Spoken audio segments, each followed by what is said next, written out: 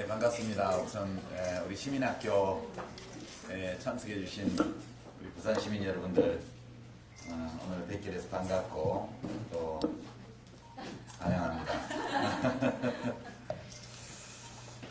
제가 저자 강연을 이렇게 이제 지난 두세 달 동안 하고 다녀서 사실 뭐 이 책에 관해서는 이제 많이 강연을 하고 동영상에 올라 있기도 하고 그래서 시민학교 수강생 여러분들한테까지 막 하던 그런 걸 하기는 좀 그런 것 같아요. 여기는 수준이 되게 높아서. 예, 그래서 조금 제 판단에 이렇게 하면 좀 낫지 않을까 그런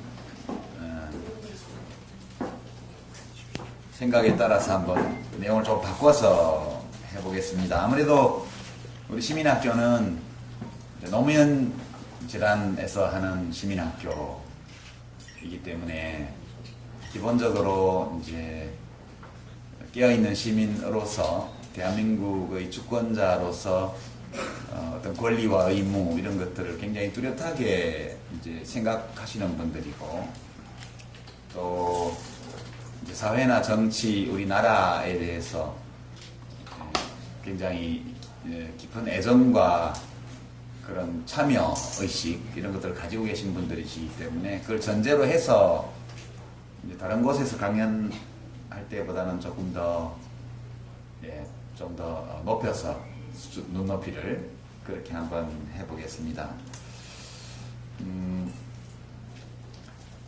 오늘 강연 주제가 이제 그럼 어떻게 살 것인가 이런 건데요. 사실 이 문제에 대해서 저도 오랫동안 이제 살면서 생각을 별로 안 했었어요. 그 20대 초반 무렵에 대학에 와서 지금 청와대에 계신 박 대통령 아버지가 청와대에 계실 때 그때 뭐 너무 그냥 입 다물고 살면 좀 비겁해질 것 같아서 20살에 피 끓는 청춘, 싱싱한 청춘이 벌써부터 저렇게 힘 있는 자들 앞에 그냥 굴복해서 못 본 척하고 지나가기가 좀 너무 비겁한 것 같아서 선배들 따라다니면서 뭐 유인물도 뿌리고 돌도 던지고 이렇게 시작한 이래로 그때 잠시 대학교 신입생 무렵에 좀 고민을 했었고 고민해본 결과 어떻게 살지를 어떻게 설계할 수가 없다. 이게 제가 전공이 그 당시에는 정해지지 않아서 이제 사회계열로 들어가서 법대를 가나 뭐 그런 고민도 하고 있었는데 그런 고민들이 별로 의미가 없는 것 같았습니다. 왜냐하면 어차피 뭐 이렇게 차례가 되면 데모를 주동해서 한 2, 3년 감옥에 갔다 올 거고 그러고 나면 뭐 정상적으로 취직하거나 뭐 국가 일을 하거나 이런 거는 안 될 것 같고 뭐 선배들 흔히 그런 것처럼 번역을 한다든가 뭐 이렇게 하면서 대충 사는 거 아닌가? 그러니까 뭔가 내 삶을 계획하고 설계하고 그렇게 내 자신이 설계한 삶을 잘 살기 위해서 뭘 준비하고 이른바 스펙도 쌓고 기능도 익히고 이런 것들이 되지를 않는 시절이어서 그냥 비겁하게는 살지 말자 이제 그런 생각으로 학생운동에 참여를 했던 이래로 가끔씩은 생각했지만 아주 깊게 생각하지는 않았던 것 같아요. 근데 노무현 대통령 돌아가실 그 무렵 그 사건이 있고 나서 여러분들 모두가 이제 상당한 충격을 받으셨고 또 아직도 애도 기간이 다 지나가지 않은 분들이 많으실 거예요. 저도 아직 안 끝난 것 같아요. 애도 기간이. 왜냐하면 제 마음속을 이렇게 들여다보면 이 노무현 대통령의 삶과 죽음, 우리가 함께 겪었던 뭐 많건 적건 우리가 서로 연결되어 있다고 생각하는 어떤 공통의 경험, 그리고 이제 그분이 세상을 떠나시는 과정에서 벌어졌던 많은 일들 이런 걸 생각해 보면 여전히 가슴 속에서 뭔가가 일렁일렁하는 느낌이 있어요. 이 이야기는 아직 애도 기간이 끝난 게 아닌 것 같다. 이제 다 보내드리고 이제 내 마음이 잔잔해지면 애도가 끝난 건데 아직 아닌 것 같다는 생각이 굉장히 많이 들고요. 이제 운명이다라는 제목의 이제 노무현 대통령 자서전을 제가 이제 돌아가신 후에 제가 대신 써드리는 그 작업을 하면서 이제 또 많이 생각했습니다. 어떻게 사는 게 좋은 삶인가라는 문제에 대해서요. 사실 이제 답이 없는 문제라고 말할 수 있죠. 어떻게 살 것인가, 어떻게 사는 것이 잘 사는 것인가, 이런 것에 대해서는 정답은 없는 거라고 이제 우리가 생각할 수도 있겠습니다. 그러나 정답은 없다 할지라도 자기 나름의 답은 있어야 될 거 아닌가, 이제 그렇게 생각하죠. 여러 개의 답이 있는 문제라고 저는 생각을 합니다. 그리고 이제 그 당시부터 쭉 이대로 그냥 그때 정치를 제가 하다가 이제 낙선하고 뭐 이렇게 있던 와중이어서 이렇게 세상의 일과 내 삶을 별로 구분하지 않고 구별 짓지 않고 그냥 너무 비겁한 것 같아. 그래서 시작한 일들이 번져서 결국은 정치까지 하게 됐고, 저 국회의원도 2번이나 하고 뭐 장관도 해먹고, 기왕 이렇게 온 거니까 그냥 쭉 갈 거냐, 이런 고민들을 저도 많이 했죠. 근데 그 일이 진행되던 와중에, 그러니까 노무현 대통령께서 뭐 이제 가족에 대한 검찰 수사가 시작이 되고, 당신께서 이제 검찰에 이제 직접 가시고, 이런 과정에서 제가 이 세상에 대해서 조금 태도를 바꾸게 됐던 것 같아요. 그 전까지는 우리나라는 되게 문제가 많은데 그래서 좋아. 난 할 일도 많고 되게 할 일이 없고 아무 문제가 없는 나라 같으면 삶이 얼마나 심심하겠어? 그렇게 생각을 하려고 노력을 했죠. 우리가 북유럽이라든가 서유럽에 안정되고 번영하고 아주 민주주의적인 나라들, 또 복지도 잘 돼 있고 이런 나라를 보면 굉장히 부러운데, 우리는 해결해야 될 문제가 되게 많고 불합리한 거, 비이성적인 거, 상식에 어긋나는 거, 이런 게 아직도 되게 많은 나라니까, 되게 할 일이 많으니까 변화도 빠르고 우여곡절도 많고 신나는 나라 아니야? 뭐 이제 그런 쪽으로 긍정적으로 생각을 하려고 노력을 많이 했어요. 그리고 이 정도 되는 나라에 태어난 건 굉장히 큰 행운이야, 그렇게 생각도 하고요.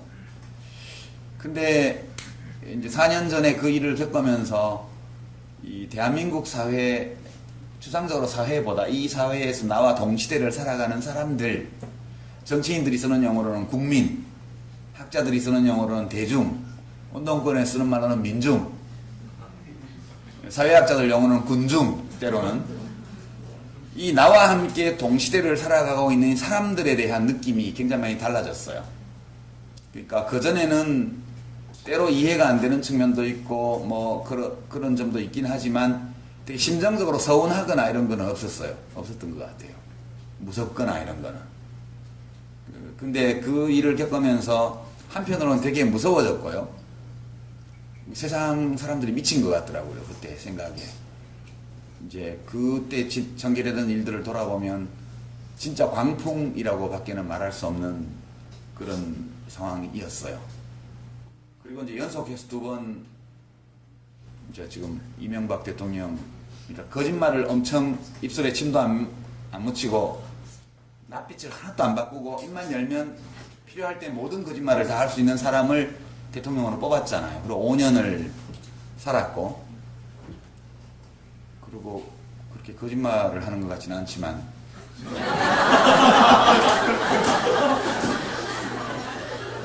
우리가 좋아했던 대통령들이 가지고 있던 지적인 면모, 이런 것들이 거의 보이지 않는 대통령을 또 뽑았잖아요. 근데 이제 뽑을 때마다 노상 하는 얘기가 잘 살아보세요. 6년 전에는 부자 되고 싶다. 부자 되세요. 여러분 돈 지갑을 두둑히 해드리겠습니다. 국민 성공 시대, 이런 거였고요. 이번에는 또 잘 살아보세요. 이제 속으로 도대체 얼마나 더 잘 살아야 되지? 우리나라가 지금 국민소득이 1인당 2만 불 시대인데요. 2만 불이면 대충 환율로 계산해서 4인 가족 평균으로 하면 8만 불이잖아요. 평균이라면 8만 불이면 약 1억 원 아니에요? 가계소득이. 가계소득이 1억 원 정도 되는 게 딱 평균이어야 되는 사회인데 그렇지 않잖아요. 그 문제가 있죠, 우리나라에는. 근데 사실 부자들은 말할 나위도 없고 중산층 정도 되는 분들이 요즘 입고 먹고 타는 거를 보세요. 고종 황제 폐하보다 훨씬 더 잘 먹는다고요. 정조대왕 300년 전 정조대왕하고는 비교도 안 돼요. 정조대왕은 제주 해녀들이 고생한다는 얘기 듣고 수라상에서 전복을 빼라 그렇게 말씀하신 아주 어진, 총명하고도 어진 왕이었죠.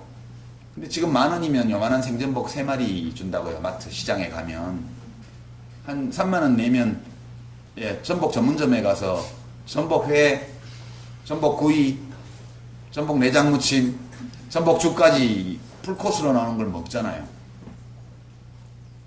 지금 뭐 웬만한 사람들 동남아 해외여행 정도 안 갔다 온 분들이 별로 있나요? 그러니까 100년 전에 조선 후기에 말기에 정승판서가 먹던 것보다 훨씬 잘 먹어요. 우리가 더 좋은 옷을 입고요, 더 쾌적한 집에서 살고요.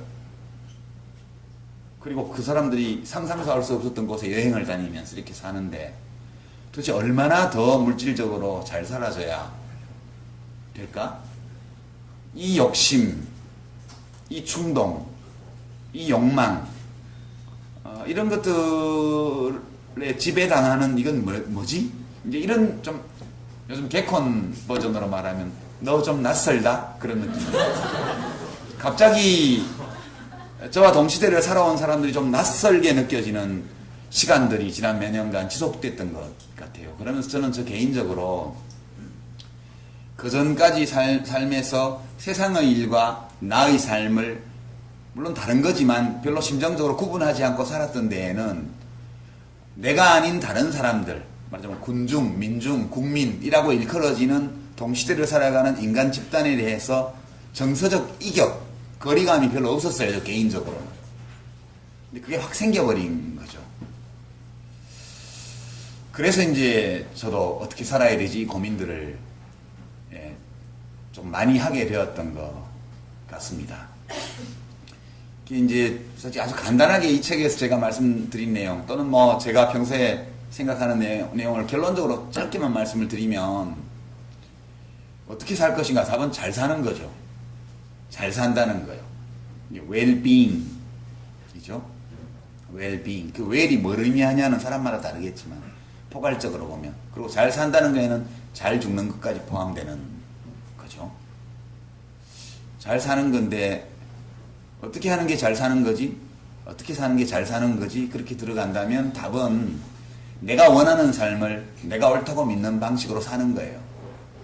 왜냐하면 우리는 사실 어떤 목적을 가지고 이 세상에 온 존재는 아니거든요. 물론 저희가 어렸을 때는 목적이 있다고 배웠죠. 민족중흥의 역사적 사명. 우리는 민족중흥의 역사적 사명을 띠고 이 땅에 태어났다. 그렇게 국민교육훈장 첫 문장이 시작되잖아요. 그때는 저도 제가 민족중흥의 역사적 사명을 띠고 난 줄 알았어요. 근데 그건 사실은 박정희 대통령이 개인적으로 자기를 그렇게 생각한 거죠. 나는 민족중흥의 역사적 사명을 띠고 이 땅에 태어났다라고 그분이 생각한 거예요. 자기 혼자 그렇게 생각하면 될 일이지. 그거를 국민교육원장을 만들어서 온 국민한테 갖다 먹인 거 아니에요? 사실 그렇게 생각할 자유는 있어요, 각자에게. 그러나 증거는 없죠. 누군가가 민족중흥의 역사적 사명을 띠고 태어났다는 증거가 어디 있습니까? 되게 태어난 것은 아빠의 방심, 아빠의 실수, 엄마의 방심, 그놈의 술 때문에 뭐 등등의 다양한 이유로 생겨나잖아요, 애들이. 또는 사랑의 결실로. 그렇지만 우리가 선택해서 여기 온 사람은 없습니다. 그냥 태어났고 어느 날 보니까 나를 발견했고 가족을 발견하고 주변 사람을 발견하고 내가 살고 있는 세상을 발견하게 되는 거죠. 그리고 어느 날 지구본을 보면서 내가 사는 이 땅이 둥그렇게 생겼구나도 알게 되고요. 그러니까 되게 데카르트는 나는 생각한다, 고로 나는 존재한다 이렇게 말을 했지만 그 고로가 진실이죠. 나는 존재한다, 고로 나는 생각한다. 존재가 먼저고 우리들의 생각은 그 다음에 생긴 거예요. 그러니까 우리가 이 세상에 온 거는 어떤 목적이나 이유가 있어서 온 게 아니고 무엇인가에 내가 기여하려고 온 게 아니고요. 기여할 수도 있지만 어떤 훌륭한 위대한 것의 도구가 되기 위해서 온 존재도 아니고요. 그냥 온 거예요. 와서 나를 발견했을 따름이죠. 그러니까 내가 세상에 왜 왔느냐는 각자가 생각하기 나름인 거죠. 원래 정해진 것은 없고요. 그러니까 내가 이 세상에 왜 왔을까에 대한 답을 찾으면 그게 자기가 원하는 삶이고요. 그 삶을 자기가 옳다고 생각하는 도덕적 원칙에 따라서 해나가면 그것이 좋은 삶이다. 저는 그렇게 생각합니다.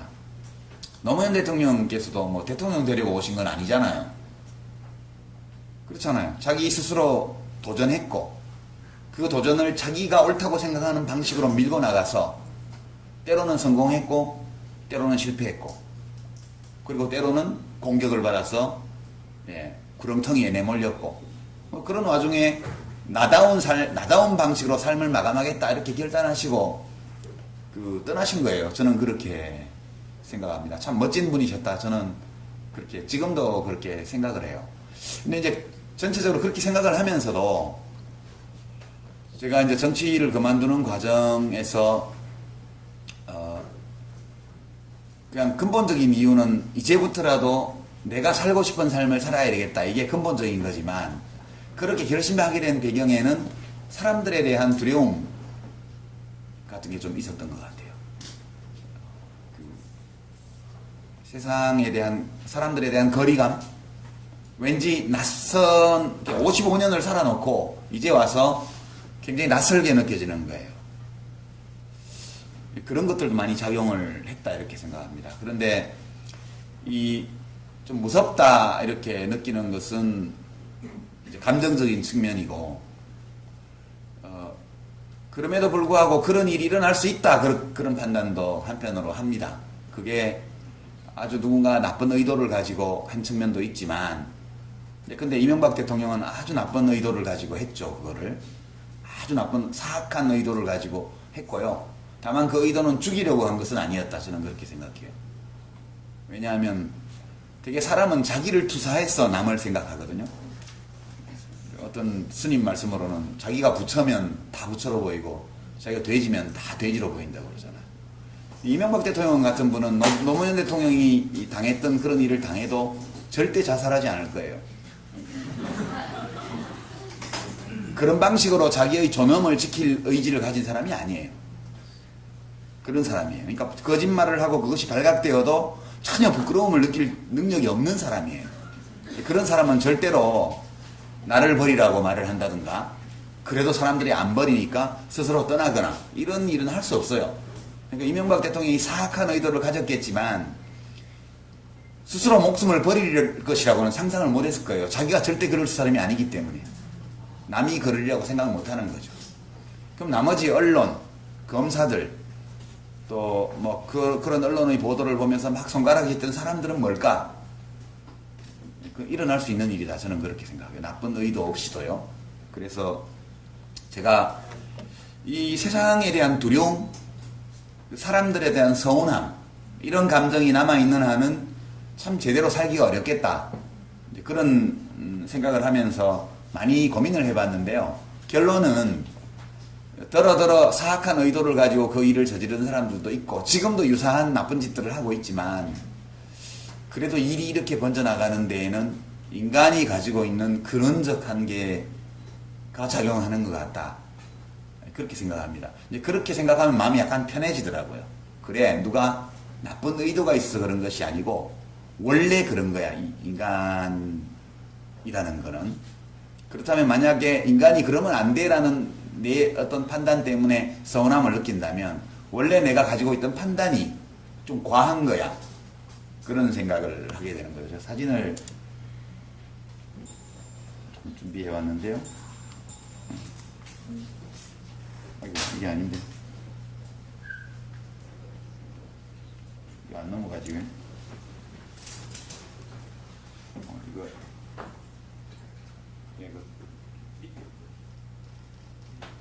예. 이 사진인데 지금 불을 잠깐만 한번 꺼보시죠. 뒤에 뭔가 있으시면. 예. 이 굉장히 유명한 사진인데요. 그냥 설명 없이 이 사진을 한번 10초간만 보시죠.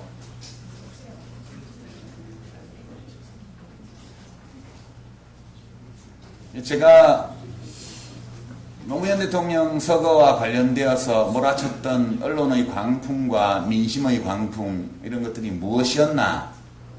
지금 와서 그걸 어떻게 생각할 건가? 내 마음속에 여전히 남아있는 두려움에 대해서 내가 어떻게 판단해야 될까? 그런 고민을 하면서 이 사진을 보고 많은 것들을 느꼈어요. 이제 불 켜셔도 되겠습니다. 다 보셨죠? 이 사진은 1990년대에 아프리카 수단 지역에서 촬영된 사진입니다. 어떤 전문 사진 작가가 찍었고요. 뉴욕타임즈에 게재되었고 퓰리처상을 받았습니다. 이 사진으로. 근데 이제 그 작가는 약 1년이 지나고 나서 자살을 합니다. 30대 초반의 젊은 아주 촉망받는 작가였죠. 이제 이 사진을 보셨겠지만 뒤쪽에 있는 거는 멀리 있는 독수리고요. 앞에 있는 것은 죽어가는 작은 아이입니다. 여자아이였다고 그러는데요. 그 당시 수단은 내전이 벌어져서 정치적 혼란이 극도로 이제 심했고 그런 가운데 부족 간의 약탈, 방화, 살인, 강간 이런 범죄들이 그냥 사방에서 벌어졌고 그렇게 해서 아주 수많은 난민들이 발생해서 국외로도 도망 못 가고 거기에서 죽어가는 그런 상황에 국제기구가 이제 구호 활동을 하러 들어갔죠. 그때 언론인들이 이 종군 기자처럼 같이 들어가서 이 작가는 당시 사진작가로서 가서 프로 사진작가로 가서 구호소에서 멀리 떨어진 곳에는 무슨 일이 벌어지고 있나 그것이 매우 궁금해서 혼자서 구호소에서 멀리 떨어진 지역까지 나갔습니다. 가다가 우연히 저 장면을 찍게 되었죠. 이 독수리는 죄가 없어요. 보면 독수리가 미워 보이는데 독수리는 죽은 고기만 먹기 때문에 저 아이가 죽기를 기다리고 있는 거예요. 그냥 독수리는 자기의 자연적 본능대로 행동을 하고 있는 거고요. 저 아이는 지금 죽어가고 있죠. 부모는 어딘지 아마 죽었겠죠. 저 아이가 어떤 고통을 느끼고 있을지 여러분 전달이 되죠? 전해지죠? 여러분들한테 목이 마르고 배가 고프고 공포감에 사로잡혀 있고 이 상황이 뭔지를 몰라요. 우리가 이 사진을 볼 때 가슴이 갑자기 막 이상한 느낌에 사로잡히는 것은 저 아이가 토끼나 사슴이나 노루가 아니고 저게 사람이기 때문에 그래요. 우린 다 알고 있죠. 나와 같은 종에 속한 개체이고 우리와 똑같은 감정과 생각하는 능력을 가지고 있는 사람이고 저 아이가 환경이 좋은 곳에서 태어났더라면 되게 우리가 살면서 느끼는 기쁨, 환희, 황홀감, 맛있는 음식 그런 거요. 그런 즐거움을 다 누릴 수 있는 아이라는 걸 우리가 다 알고 있죠. 그러니까 실제 우리가 저 상황에 있지를 않고 수십 년 전의 상황이지만 저 사진을 보면 그 고통이 우리들에게 그냥 느껴집니다. 이게 신경생리학적으로는 우리 대뇌 피질에 있는 거울 신경세포, 미러뉴런이라고 이제 생물학자들이 이름 붙인 그 세포 때문이라고 그래요. 그러니까 일종의 텔레파시 기능을 하는 건데 소통을 직접 하지 않고도 다른 사람이 느끼는 고통, 아픔 또는 기쁨 이런 것들을 그대로 다른 사람이 느낄 수 있게 자기가 느낄 수 있게 해주는 미러뉴런이 있다고 그래요. 이것 때문에 어린아이들이 엄마의 표정을 흉내내고요. 표정 변화만으로도 어른들의 생각의 변화를 끌어낼 수 있다고 그래요. 이런 소통, 감정의 교류 이런 것들이 필요하기 때문에 그러니까 어떤 메시지가 아닌 그런 메시지를 통하지 않은 직접적인 감정의 교류 이런 것들을 하기 위해서 굉장히 정교한 안면 근육을 발전시켰고 그리고 그런 것들을 인식할 수 있는 아주 정교한 안면 인지 능력을 우리가 가졌다는 게 이제 생물학자들의 설명인데요. 제가 하려는 얘기는 그 사진작가의 죽음과 관련된 얘기예요. 이 사진이 뉴욕타임즈에 게재되자마자 신문사로 엄청난 항의가 쏟아집니다. 작가에 대한 말도 못할 비난이 쏟아지고요. 항의, 전화, 편지 이런 것들 때문에 뉴욕타임즈의 업무가 마비될 상황까지 갔었다고 그래요. 어떤 항의 전화였는지 짐작이 되시죠? 되게 이 사진을 보면 첫 번째 드는 느낌이 아픔, 슬픔, 고통 이런 거예요. 연민. 조금만 더 들어가면 그냥 분노로 가게 돼요. 분노가 첫째로는 저놈의 나라의 위정자들은 도대체 뭐 하는 놈들이야?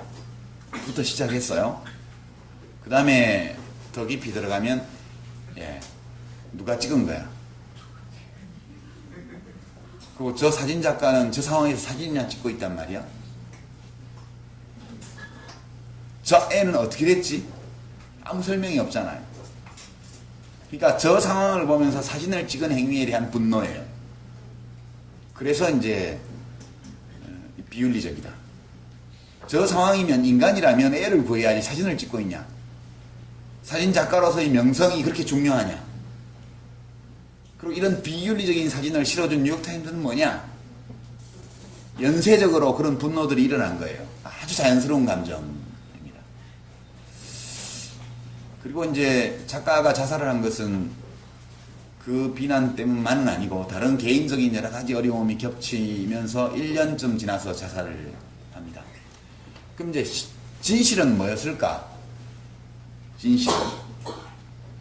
진실은 그 사진작가는 진짜 무슨 일이 일어나고 있는지를 알고 싶었어요.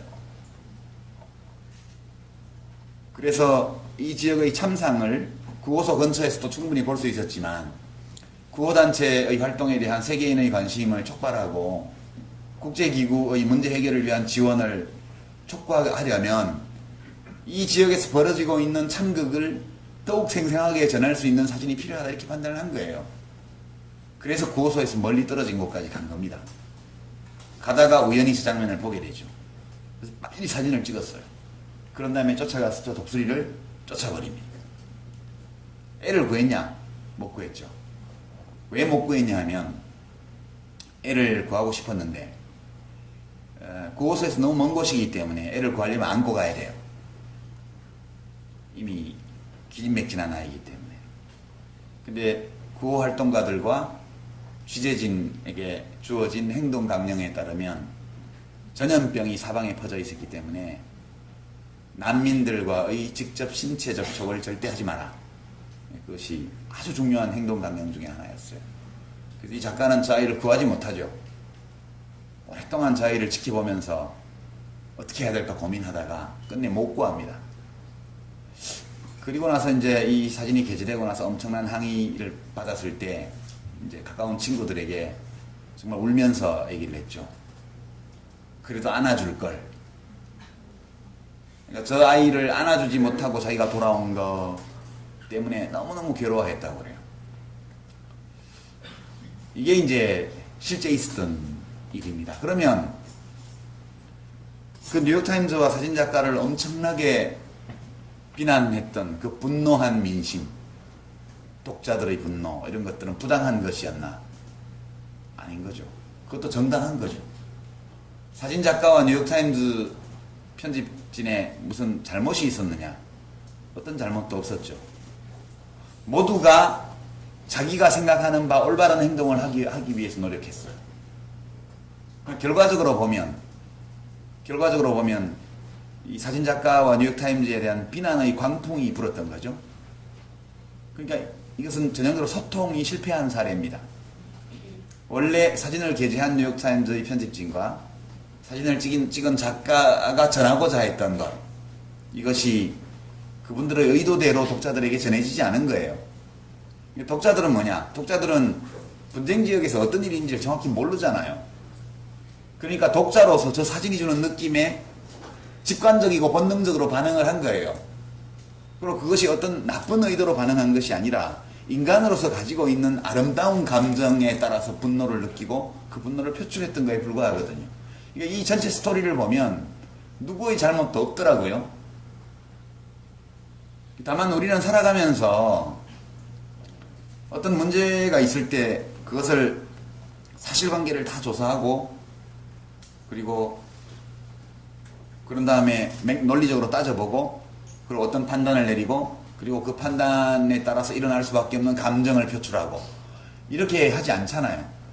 그냥 보면 평소에 내가 가지고 있는 논리적 추론 과정 없이 판단하게 되는 어떤 것, 이게 이제 윤리적 직관이에요. 저 기자는 저 애를 안 구하고 사진이나 찍고 있었단 말이야, 이런 것이 윤리적 직관이에요. 마치 열차선로에 누군가 떨어졌는데, 취객이 떨어졌는데 안 구하고 동영상 찍어서 누가 올리면 똑같이 비난을 할 거예요. 저 동영상 찍는 시간에 사람을 구하지, 나쁜 놈. 이것은 훌륭한 도덕적 직관이라는 말이죠. 모두가 나름대로 훌륭하게 행동한 거예요.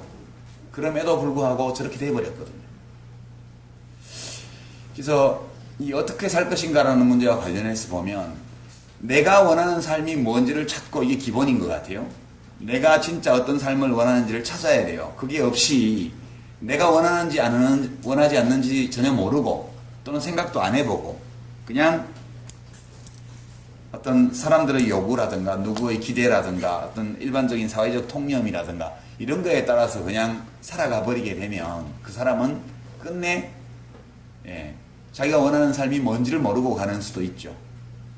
그리고 자기가 원하는 삶의 방식을 삶이 무엇인지 설계했다 하더라도 그것을 추구하는 방법 면에서도 자기가 옳다고 생각하는 방식으로 살아야겠죠. 근데 그런다고 다 되는 건 아닌 것 같아요. 왜냐하면 사람들과 어울려서 엮여서 뒤섞여서 살고 있잖아요, 우리가.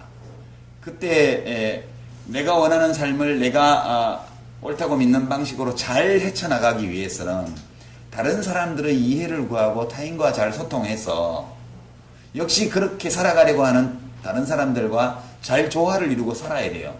그러기 위해서는 소통을 잘하는 것이 너무너무 중요한데 때로 소통이 가로막히는 것이 내 잘못이 아닐 때도 많이 있다는 거예요. 다른 사람의 잘못이 아닌 경우도 많이 있다는 거예요. 오히려 보면 누군가가 나쁜 의도를 가지고 개입한 사람이 있을 수도 있겠지만 기본적으로 인간 사이에는 소통이 잘 안 되는 게 정상이다. 그런 생각이 많이 들었습니다. 이건 극단적인 경우지만 이런 경우가 얼마나 많을까. 예를 들어서 우리 노무현 대통령 명품 시계 소위 대통령께서 검찰에 가셔갖고 내가 논두렁에 갖다 버렸어요 이렇게 말씀하신 거 아니에요? 여러분 상상이 되시죠? 약간 시니컬하게 이 새끼들아 웃기고 있어. 그래 내가 논두렁에 버렸다 이렇게 대답해버리니까 귀찮으니까. 사실은 뭐냐? 사실은 노 대통령께서 나중에 검찰에서 이제 수사가 본격화되고 나서 혹시라도 압수수색이 들어올지 모르니까 봉화사저에 집에 뭐가 있는지 좀 알아봐야 되겠다. 그렇게 해서 집에 있는 재산 목록을 다 조사를 했어요.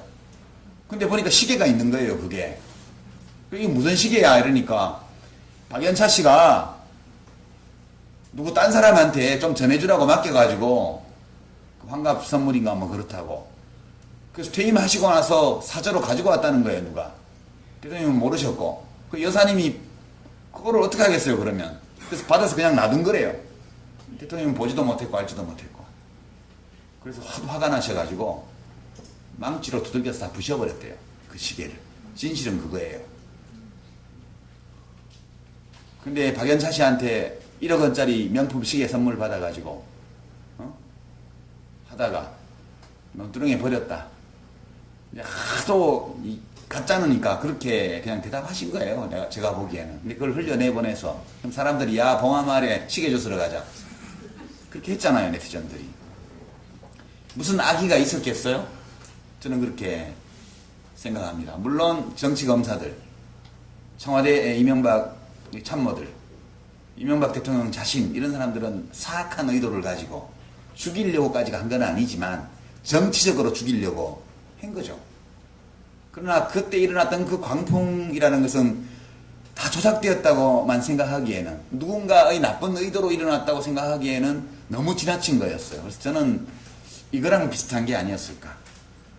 그때 야 나 아르바이트 삼아 알바 뛰지 말고 논두렁에 시계 주스러 가자 이렇게 댓글 올렸던 네티즌 많았죠. 근데 그분들도 무슨 악의가 있었던 것은 아닌 것 같아요. 그냥 그런 뉴스를 듣고 사실이라면 욕먹어야 돼 이렇게 생각했을 거예요. 왜냐하면 사람들이 진실을 다 알아보고 판단하는 게 아니니까. 대통령이 아는 사람한테 1억짜리 시계를 선물을 받았으면 잘못된 거니까 이렇게 판단을 하고 자기 나름의 정당한 분노나 냉소를 표출한 거라고 저는 생각을 해요. 그럼 그것이 노무현 대통령의 잘못 때문이었을까? 저는 아니라고 봐요. 그 네티즌들의 잘못이었을까? 그것도 아니라고 봐요. 그냥 그렇게 일이 벌어진 거예요. 이런 것이 인간 사회의 소통의 기본이 아닐까? 그러나 만약 누군가가 이건 뭐 좀 더 깊은 게 있는 것 같아. 이렇게 해서 깊이 들여다보고 사실을 규명하려고 노력하고 좀 더 여러 가지 가능성에 대해서 염두에 두고 신중한 판단을 하면서 소통한다면 그것은 매우 훌륭한 일이죠. 제가 이 사진과 관련되어 있는 사건에서 많이 위안을 받은 것은 그 모든 일들이 다 사악한 의도 때문에 일어난 것은 아니었다. 인간의 삶에서는 그런 일이 왕왕 일어난다. 또는 일반적으로 그것이 일어날 개연성이 매우 높은 일이다. 개인의 삶에서도 보면 아무리 자기는 잘하려고 해도 직장 상사가 계속 구박을 한다든가, 자기는 좋은 의도로 뭐 입사 동기한테 무슨 말을 했는데 그쪽에서는 이상하게 받아들인다. 이런 일을 많이 겪잖아요. 나 없는 데서 다들 모여서 내 뒷담화 까는 것 같고. 그럴 때 이것이 내 탓이다 이렇게 생각을 하면 굉장히 괴로워져요, 삶이. 어차피 나도 남의 뒷담화를 까잖아요. 그리고 나도 다른 사람의 행위에 대해서 그 사람이 진짜 무슨 의도로 무슨 뜻으로 그런 걸 할까라기보다는 내가 그냥 직관적으로 받은 어떤 느낌에 따라서 판단을 하잖아요. 다들 그렇게. 내가 타인에 대해서 그렇게 하기 때문에 타인이 나에 대해서 그렇게 하는 것도 자연스러운 거다. 이렇게 생각하면 내가 알고 있는 100명의 동시대인 중에 90명하고는 그런 식으로 소통이 되고 다만 단 10명만 그래도 서로 깊이 이해하면서 소통이 된다. 그러면 안 되는 사람이 90명, 되는 사람이 10명이니까 삶이 되게 외로워 보이죠. 그게 아니고 100명 중에 10명씩이나 그런 사람이 있기 때문에 인생은 굉장히 아름다울 수 있다. 이렇게 생각하는 게 맞는 게 아닌가. 그런 생각이 많이 들었습니다. 그래서 저는 이제 질의응답 시간을 오히려 많이 가지는 게 좋을 것 같았어요. 이제 세부 내용이 궁금하시면 책을 참조해 주시고요. 지금 세상을 얼마나 오랫동안 이미 살았건 간에 그리고 우리 삶이 내일 당장 끝날 수도 있죠. 오늘 강연 마치고 오늘 밤 제가 어디 또 부산에 가서 사람들 만나고 자고 아침 비행기로 내일 코엑스에서 서울국제도서전 또 강연이 있어서 가는데 비행기가 떨어질 수도 있잖아요. 서든 데스로 그냥 삶이 그냥 갑자기 끝날 수도 있고요. 또는 앞으로 제가 한번 4, 50년 더 살 수도 있어요. 그걸 모르는 거거든요. 그렇기 때문에 삶이 얼마나 지속되었는가는 사람마다 다 이미 확인되지만 앞으로 더 얼마나 지속될지는 알 수 없는 거예요. 그래서 그런 불확실성 속에서 우리가 삶을 살아나갈 때 예측되는 혹은 뭐 대체로라도 전망되는 남은 삶이 길이가 얼마나 되건 간에 그것이 단 하루이건 또는 10년, 20년, 30년이건 50년이건 그 남은 시간을 진짜 내가 원하는 삶을 사는 거 그게 제일 좋은 것 같아요. 그리고 그 삶을 내 방식대로 사는 거 그리고 그렇게 살아가면서 타인과 관계 맺고 소통하고 교감하고 이런 것이 필수적인데 모든 사람과 다 잘 소통되고 교감되고 공감을 이루지 못한다 할지라도 그 책임이 나에게 있는 것은 아닌 경우가 많다. 나에게 일부 있는 경우도 있겠으나 일반적으로 나에게 큰 잘못이 있어서 그렇게 된 것은 아니고 그게 보통 그런 거다. 그리고 그런 어려움을 겪는 와중에도 적어도 내 곁에 언제든 전화하고 만나서 속마음을 털어놓고 이야기할 수 있고 그런 나를 있는 그대로 이렇게 보고 이해하고 껴안아줄 수 있는 사람이 단 몇 명이라도 있다면 그러면 그런 삶을 살아나갈 수 있다 그런 생각을 합니다. 이게 논리적인 생각인데 그럼에도 불구하고 여전히 서운함이 있죠. 저는 서운함이 있는 것 같아요. 그리고 내 삶을 어떻게 사는가 이것이 되게 중요한 시기에 와 있다 그런 판단을 하고 우리 사회가 정말 상식이 통하고 원칙이 바로 선 사회가 되기 위해서는 이제는 제도의 개선만으로는 한계에 왔다. 저는 그렇게 느낍니다. 결국 민주주의라는 것도 철학적으로 자립한 개인들이 많이 있을 때 민주주의가 되는 것이지 누군가가 문제를 해결해 주기를 기대하는 의존적 국민들만 있을 때에는 민주주의도 제대로 될 수 없는 것이다. 그렇게 저는 생각합니다. 여러 가지 개선해야 될 제도가 많은 것도 사실이지만 그와 더불어서 이제 정말 단독자로서의 개인이 바로 서야 되는 시대에 왔다 그렇게 생각해요. 그래야만 국민소득 1000불도 안 될 때 인구 10만 명당 한 해에 자살하는 사람이 7명밖에 안 됐습니다. 우리나라가. 국민소득 2만 불인 시대에 1년에 10만 명 중에 35명이 스스로 목숨을 끊는 시대를 우리가 살고 있습니다. 그렇게 국민소득이 20배가 되는 동안 자살자 수가 4배로 늘어났다면 자살에 이르지는 않았지만 그러나 삶을 불행감 속에서 삶을 살아가는 사람들, 엄청난 억압을 느끼면서 사는 사람들 얼마나 많겠어요? 그것을 국가가 어떻게 구할 수 있을까? 저는 그건 안 되리라고 봐요. 각자 내 삶을 내가 구하고 그리고 나와 관계 맺고 살아가는 사람들이 자기 삶을 구할 수 있도록 서로 돕고 격려하고 연대하고 이런 노력들이 제도 개선을 위한 개별적 집단적 노력과 함께 병행될 때 우리 대한민국이 그런 독립적 주체적 개인으로 구성되는 어떤 연대의 공동체로서 더 질적 발전을 할 수 있는 시대가 올 수 있는 게 아닐까. 그게 노 대통령이 평소에 즐겨 말씀하시던 깨어있는 시민이라는 건 바로 그런 존재라고 생각해요. 단순히 정치에 관심을 가지고 자원봉사를 많이 하고 그런 시민이 아니고요. 자기 삶의 주인으로 자기 발로 우뚝 선 철학적으로 독립한 그런 개인만이 조직을 건전하게 발전시킬 수 있고요. 사회를 건강하게 만들 수 있고요. 문명을 앞으로 밀고 나갈 수 있는 그런 주체다. 저는 그렇게 생각합니다. 그래서 더 많이 생각하고 공부하고 경험하고 참여하고 그러나 그 모든 과정에서 가장 중요한 것은 내 자신이 그 일 속에서 의미와 보람, 기쁨, 긍지를 느끼는 것. 단순히 시대적 사명이라는 명분 또는 우리가 학교 어릴 때부터 배워왔던 도덕적 규범 또는 그것이 옳기 때문에 라는 생각으로만 그런 일을 한다면 그것은 오래가지 못한다고 생각하고요. 자기 발로 선 시민도 아니라고 봐요.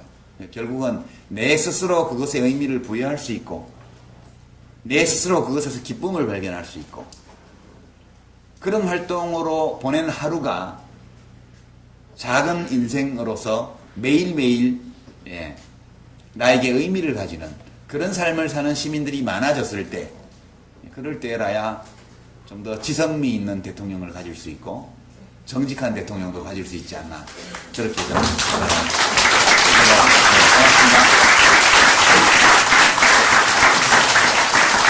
네, 그렇다고 이제 제가 거진 한 45분 말씀드렸는데요. 또 하여튼 한 4, 50분 정도 제가 준비한 이야기는 이런 건데 여러분들은 좀 다른 거에 관심을 가지고 또 오셨을 수도 있기 때문에 오늘 제 강연 내용에 관련된 것도 괜찮고 또 다른 것도 괜찮고 이렇게 선들어서 말씀해 주시면 벌써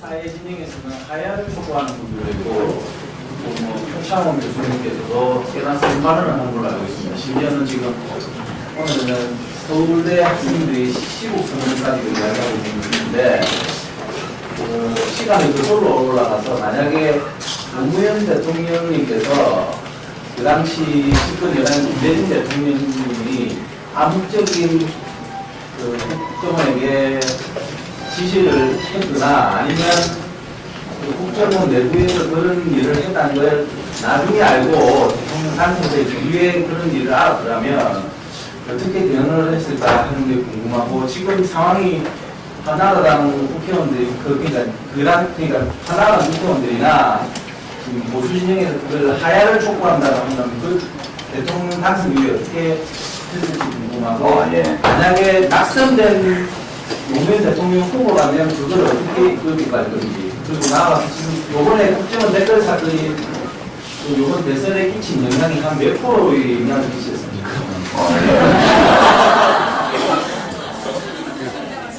제가 구체적으로 답을 드리기는 어려운 질문들인데요. 그냥 이른바 상식과 원칙에 비추어서 그냥 생각해 보죠. 뭐 복잡한 연구가 필요한 그런 내용 이런 것들 만약 이제 이렇게 물어봐야 되겠죠 국민들한테 뭐 지난 대선에 누구 찍었냐 물어보고 그리고 이제 박근혜 찍었다 하는 사람에 대해서 만약 국정원이 조직적으로 이 선거에서 개입한 것을 알았더라면 그럼에도 불구하고 박근혜 후보를 찍었겠냐 이렇게 물어봐서 데이터를 뽑아봐야 얼마나 영향을 줬는지 알 수 있겠죠. 근데 그런 것들은 제가 그냥 해보지 않고 이렇게 말씀드리긴 좀 어려운 것 같고요. 노무현 대통령이 이런 상황이라면 어떻게 대처하실까? 무척 재밌는 상상이라고 봐요. 또는 내가 박근혜 대통령 입장이라면 어떻게 해야지? 그런 생각 한번 해보시죠. 근데 그건 이제 경우에 따라 다른 것 같아요. 이게 이제 이 국정원의 선거 개입 경우에는 우리 노무현 대통령 때도 마찬가지였는데요. 법적인 문제가 있죠. 법적인 문제는 이제 사실에 입각해서 판단을 해야 돼요. 그러니까 당시 노무현 대통령의 경우에 박연차 씨가 줬다는 뭐 100만 불 이런 거에 대해서 그 문제와 관련해서 또는 연철호 씨와 관련해서 뭐 500만 불 그러니까 600만 불이라고 그랬잖아요. 그것을 노무현 대통령이 알고 있었는지 알고 묵인했는지 또는 알고 그렇게 하도록 영향을 미쳤는지 그런 거를 따져봐야 돼요. 알고 있었고 그렇게 되도록 영향을 미쳤다면 그럼 이제 이 범죄 구성 요건을 충족하게 되죠. 그런데 법정에서 다투어야 될 문제입니다. 근데 당시까지 확실한 것은 검찰이 노무현 대통령이 영향을 미쳤다는 아무런 증거도 갖고 있지 않았고 또 노무현 대통령이 알고 계셨다는 증거도 아무것도 없었어요. 그러니까 이 범죄와 관련해서는 법률적으로 범죄를 구성하는 요건이 충족되어 있냐 아니냐를 따져야 돼요. 그래서 노 대통령께서 피의자의 권리로서 수사팀의 교체를 요청하신 적이 있잖아요. 이명박 대통령한테. 그러니까 전직 대통령 퇴임한 지 1년밖에 안 되셨는데 다 버리고 그냥 국민의 한 사람으로서 헌법이 보장하고 있는 피의자의 권리만 주장을 하셨던 거잖아요. 그건 굉장히 존경할 만한 태도라고 저는 생각을 해요. 어떤 특권도 바라지 않으셨어요. 그냥 한 시민으로서 헌법에 의거해서 당연히 국가에 대해서 요구할 수 있는 권리 그것만 요구를 하셨거든요. 이제 박근혜 대통령이 과연 그러면 국정원의 선거 개입 사실을 알았느냐라는 문제가 있죠. 두 번째는 알면서 그렇게 하도록 또 영향력을 미쳤느냐.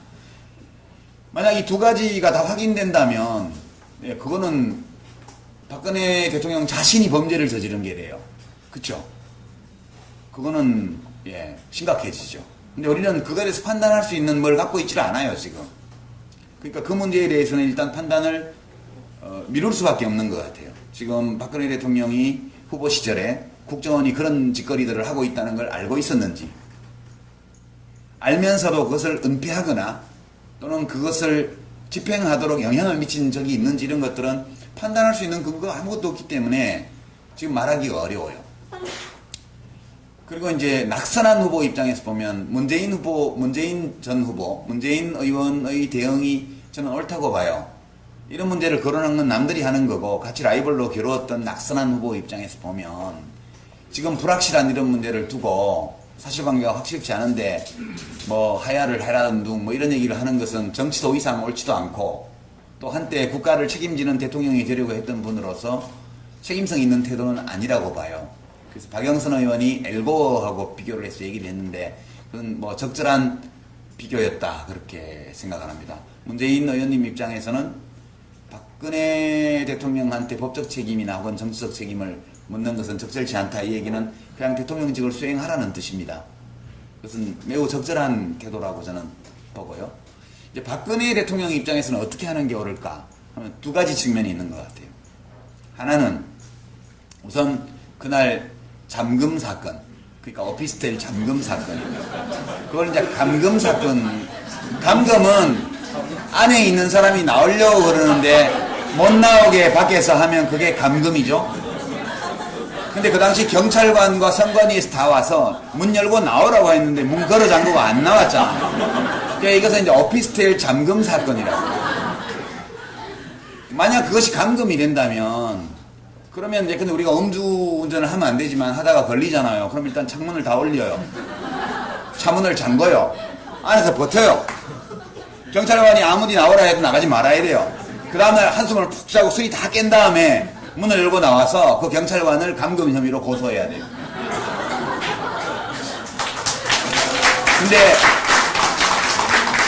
근데 그 사건이 터졌을 때 TV 토론에서 박근혜 후보, 당시 후보가 젊은 여성의 인권을 유린한 감금 사건이라고 그랬어요. 아니잖아요.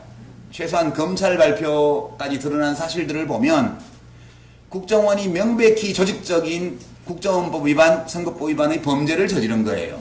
물론 사법적 판단은 더 시간이 가봐야 되겠지만. 그러나 적어도 그것이 젊은 여성의 인권을 유린한 감금 사건이 아니었다는 것만큼 명백해요.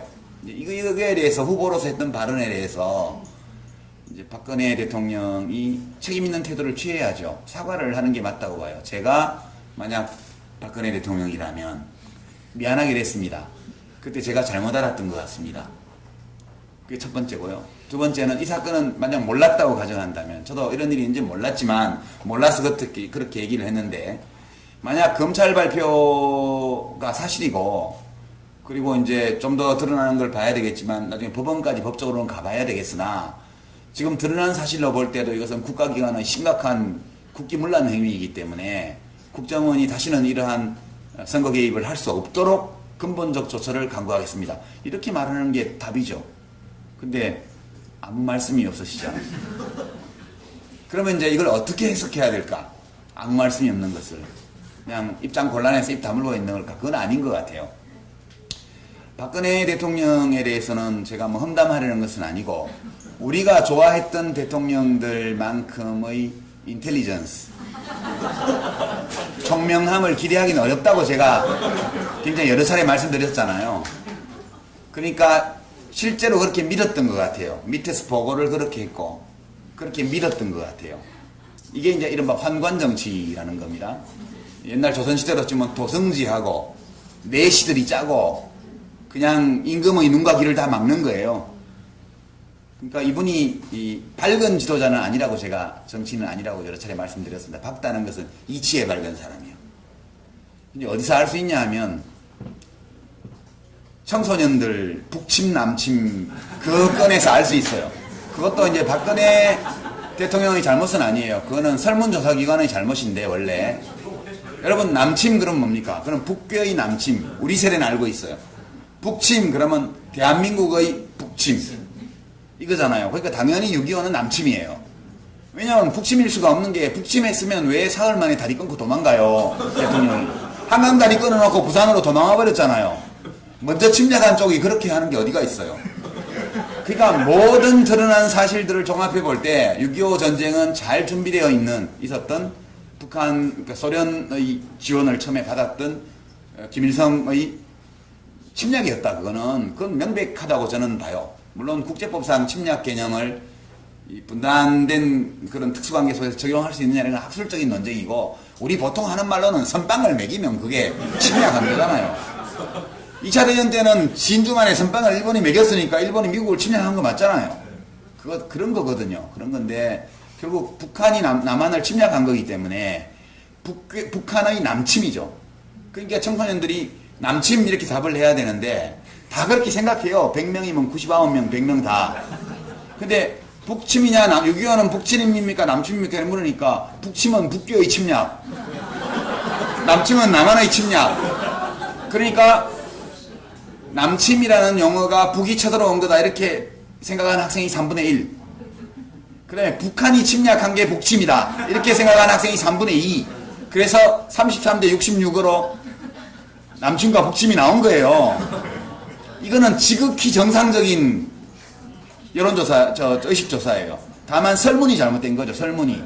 그러니까 근데 6.25 전쟁은 북한이 남한을 침략한 전쟁입니까? 남한이 북한을 침략한 전쟁입니까? 이렇게 물어놓고 1. 북한이 남한을 침략, 2. 남한이 북한을 침략 이렇게 물었으면 99.9% 실수로 2번 찍은 사람 빼고 다 1번 찍었다. 교육이 뭐가 잘못됐어요? 그 서울신문이 어디 허접한 회사에 의뢰해가지고 한 엉터리, 그러니까 지금 한자 교육이 좀 기성세대하고 청소년들하고 차이가 있기 때문에 북침하면 당근 그거는 북한이 남쪽을 침략한 거예요. 그 학생들에게는 아무 문제가 없는 거예요. 교육에도 아무 문제가 없어요. 근데 그 여론조사를 갖고 와서 밑에서 대통령 각하 이게 지금 교육이 큰일 났습니다. 이 좌익교육 때문에 이게 북침 남침해서 북침이 66% 나왔습니다. 이렇게 된 거예요. 그러니까 국무회의인가 어디 나오셔가지고 대통령께서 우리 교육 큰일 났다. 역사를 이렇게 왜곡해가지고 청소년이 3분의 2가 북침이라고 답을 했더니 말이 되냐? 뭐가 말이 안 돼요. 정상적인 거지. 이 얘기는 뭘 얘기하냐면 박근혜 대통령에게 인텔리전스가 부족하다는 뜻이에요. 그걸 의미해요. 그러니까 그런 보고를 받으면 당장 의심을 해야죠. 뭐 그런 조사가 다 있어. 그것과 상충하는 조사도 많았거든요. 0.3%만이 북침으로 대답을 하고 나머지 다 남침으로 답변한 조사들도 있었어요. 예. 그러니까 0.3%도 왜 나왔냐? 그건 잘못 대답한 거죠. 저는 그렇게 생각해요. 응답 오류가 있거든요. 늘 여론조사에는. 그런 건데 그거를 보고를 받고는 그걸 믿은 거예요. 그러면 그런 보고를 받았을 때 그것을 컨텍스트를 짐작해서 판단하지 못하는 대통령한테 국가안보와 이런 걸 맡길 수 있냐 이런 걱정이 무척 있는 건 사실이에요. 근데 뽑아놓은 걸 어떻게 하겠어요? 대통령의 인텔리전스가 부족하면 국민들의 인텔리전스로 보충하면서 나갈 수밖에 없다고 저는 생각을 해요. 답은 박근혜 대통령이 사과하는 거예요. 그때 잘못 알아서 잘못 알고 잘못 보고받고 사실을 모르는 가운데 그렇게 얘기해서 문재인 후보에게 미안하다. 그리고 그렇게 나한테 정치적 책임 혹은 선거에 대한 책임을 묻기는 어렵다고 말씀해 주신 점에 대해서 국가의 앞날을 걱정하는 정치인으로서 으로서 해주신 말씀으로 알고 제가 국정을 할 때 잘하겠습니다. 이렇게 얘기를 하고 이 사건과 관련되어 있는 책임자들을 다 일벌백계 하겠다. 국정원이 다시는 그런 짓을 할 수 없도록 제도 개선책을 야당과 논의하겠다. 이렇게 하는 게 상식이죠. 원칙이고. 예, 우리는 원칙과 상식이 통하지 않는 시대를 살고 있습니다. 예, 그 정도 길어졌는데요. 예. 박근혜에 대한 부분에 얘기를 해주셨는데 그렇다면 지금 저는 민주당에서 이번 이 국정원 사건에 대해서 대처하는 방법에 대해서 좀 굉장히 좀 잘못하고 있는 부분이 많다고 생각하고 서울대 학생보다 못하다 뭐 이렇게 생각하고 있는데 그 부분에 대해서 만약에 지금 정치 떠나셨으니까 내가 민주당 대표다라고 하면 어떻게 생각하세요? 민주당에 대해서 유감이 있으세요? 민주당은 저는 뭐 열심히 그러고 제대로 대응하고 있다고 생각해요. 다만 힘이 그 정도밖에 없는 게 문제인 거죠. 예, 그러니까 당 지지율이 지금 새누리당 절반도 안 나오는 상황이기 때문에 민주당의 어떤 대응이 힘을 받기 어려운 국면이 되어 있는 게 문제인 거죠. 야당이 너무 허약하기 때문에 정부와 여당의 독주, 정보기관의 탈법, 위법 이런 것들을 제대로 견제하기 어려운 상황, 불균형 상황에 있는 게 지금 현재 우리 정치의 문제다. 그렇게 저는 느낍니다. 민주당이 좀 더 잘해줬으면 좋겠죠. 국민의 신망을 다시 회복할 수 있는 그런 자기 혁신과 자기 발전 이런 것들을 위해서 좀 더 노력하시면 좋지 않을까. 엄청 야들야들해졌죠.